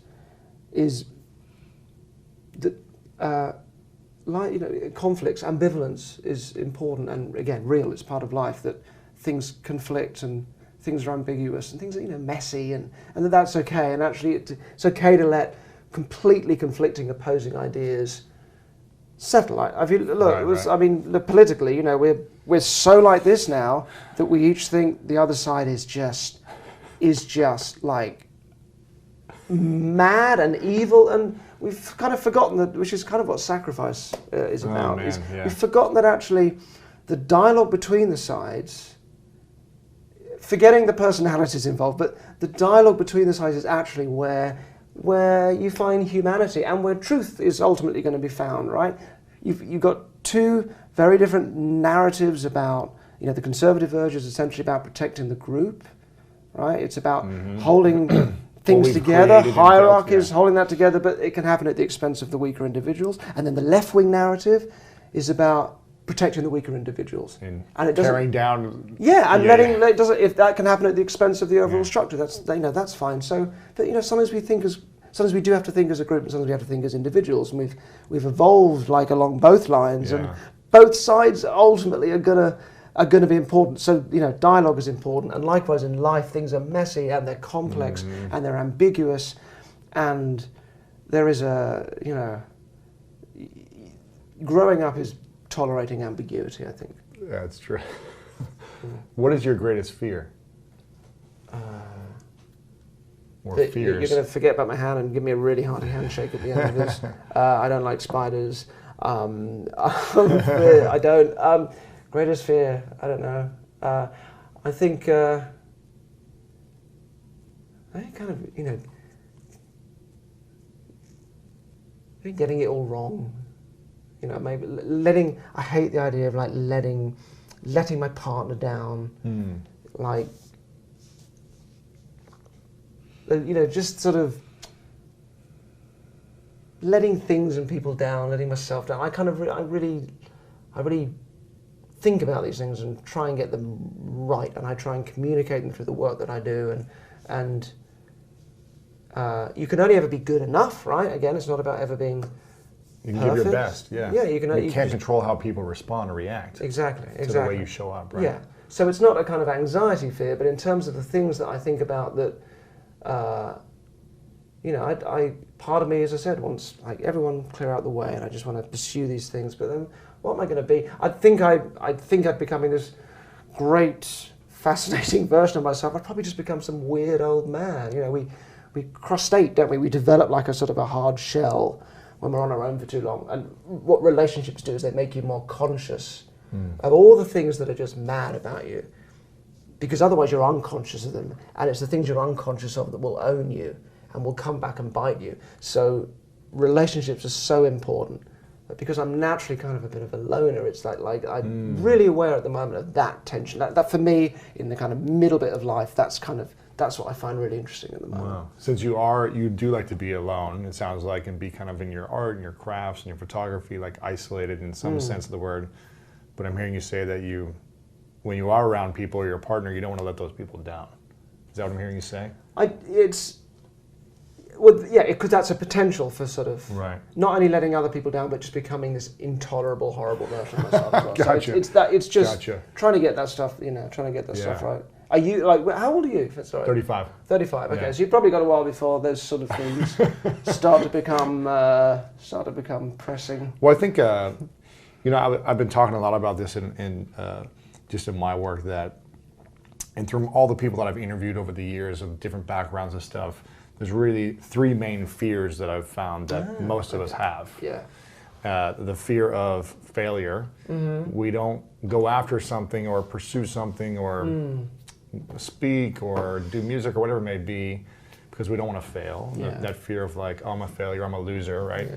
The fear of success, where then we're leaving our pack, our community, because if we're succeeding and they're not coming with us, then I'm alone and they're not going to accept me, or the pressure that I have to perform again, I have to repeat this success, right? Yeah. You might have felt that when you had this hit show and it's like, it's got to be better, right?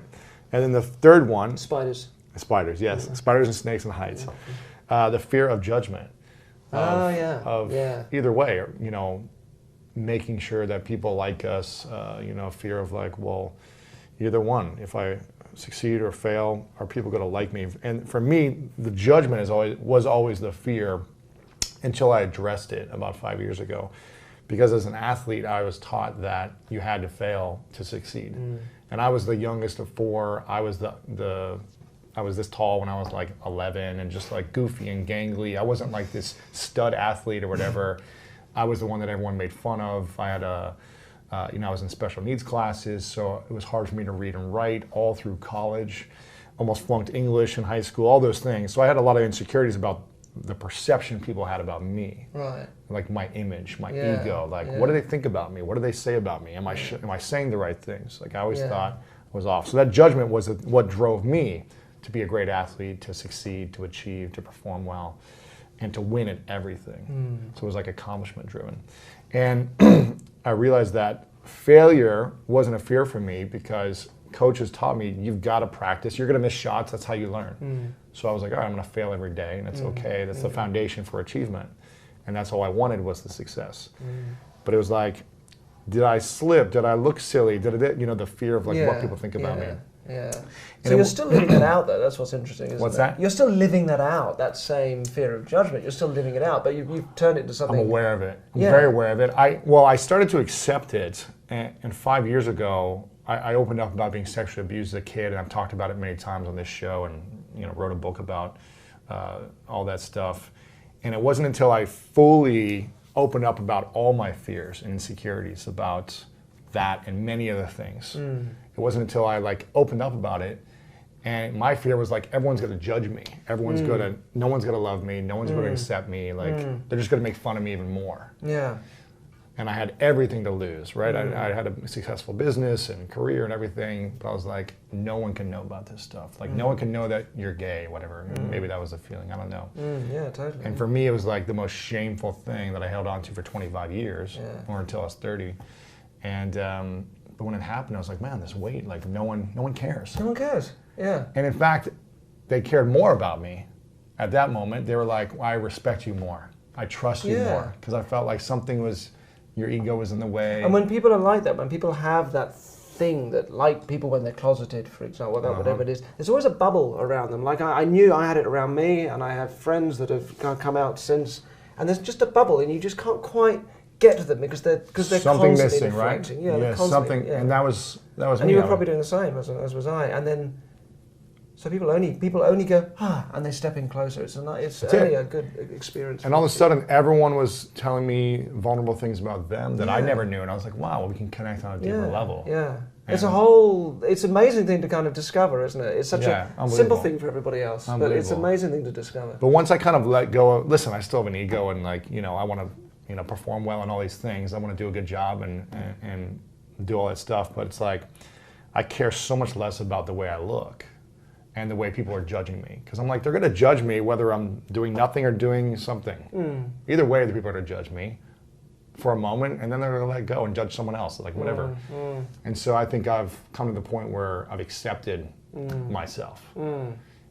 And because I used to not think I was enough. And that's why I was constantly living in one of these fears. And I think once we can start to just accept who we are, as opposed to saying, well, I'm not the perfect version of myself like you were talking about. Let me be where I'm at right now and appreciate the moment. And I think the most we can hope for often is just being conscious of these things. There is we can't always. It's not easy just to go, oh great, and then change anything. But being conscious means that it owns you less. So from the word go, we come into this world, and we are given powerful messages from our parents, our caregivers, our authority figures, kind of going. Here is the relationship between you and the world. You are small, the world is big. You have no power, the world has power. And we learn very quickly what that is. It's a skewed vision. We have, Jung talks about the greatest burden the child has to bear is the unlived life of its parents. How great is that? So that's right on us from the word go. Putting the pressure, But we are adapting creatures, right? The thing that makes us so great at evolution, because we adapt, really starts to kind of fuck us up a bit with this sort of life thing, because we adapt to that, we internalize it, and we go, okay, so I'll think of myself like this, or I'll think of the world like this, and we start to kind of live that out. We develop a template of what love means from our parents, which is entirely unrealistic, because we see all the nice stuff, like they presumably, hopefully, please God, give us the best side of themselves. But we don't see the arguments they have when they're, we know what it's like now as adults, what the experience of parenting is like. We don't see them screaming and arguing and losing sleep. Maybe, maybe you did.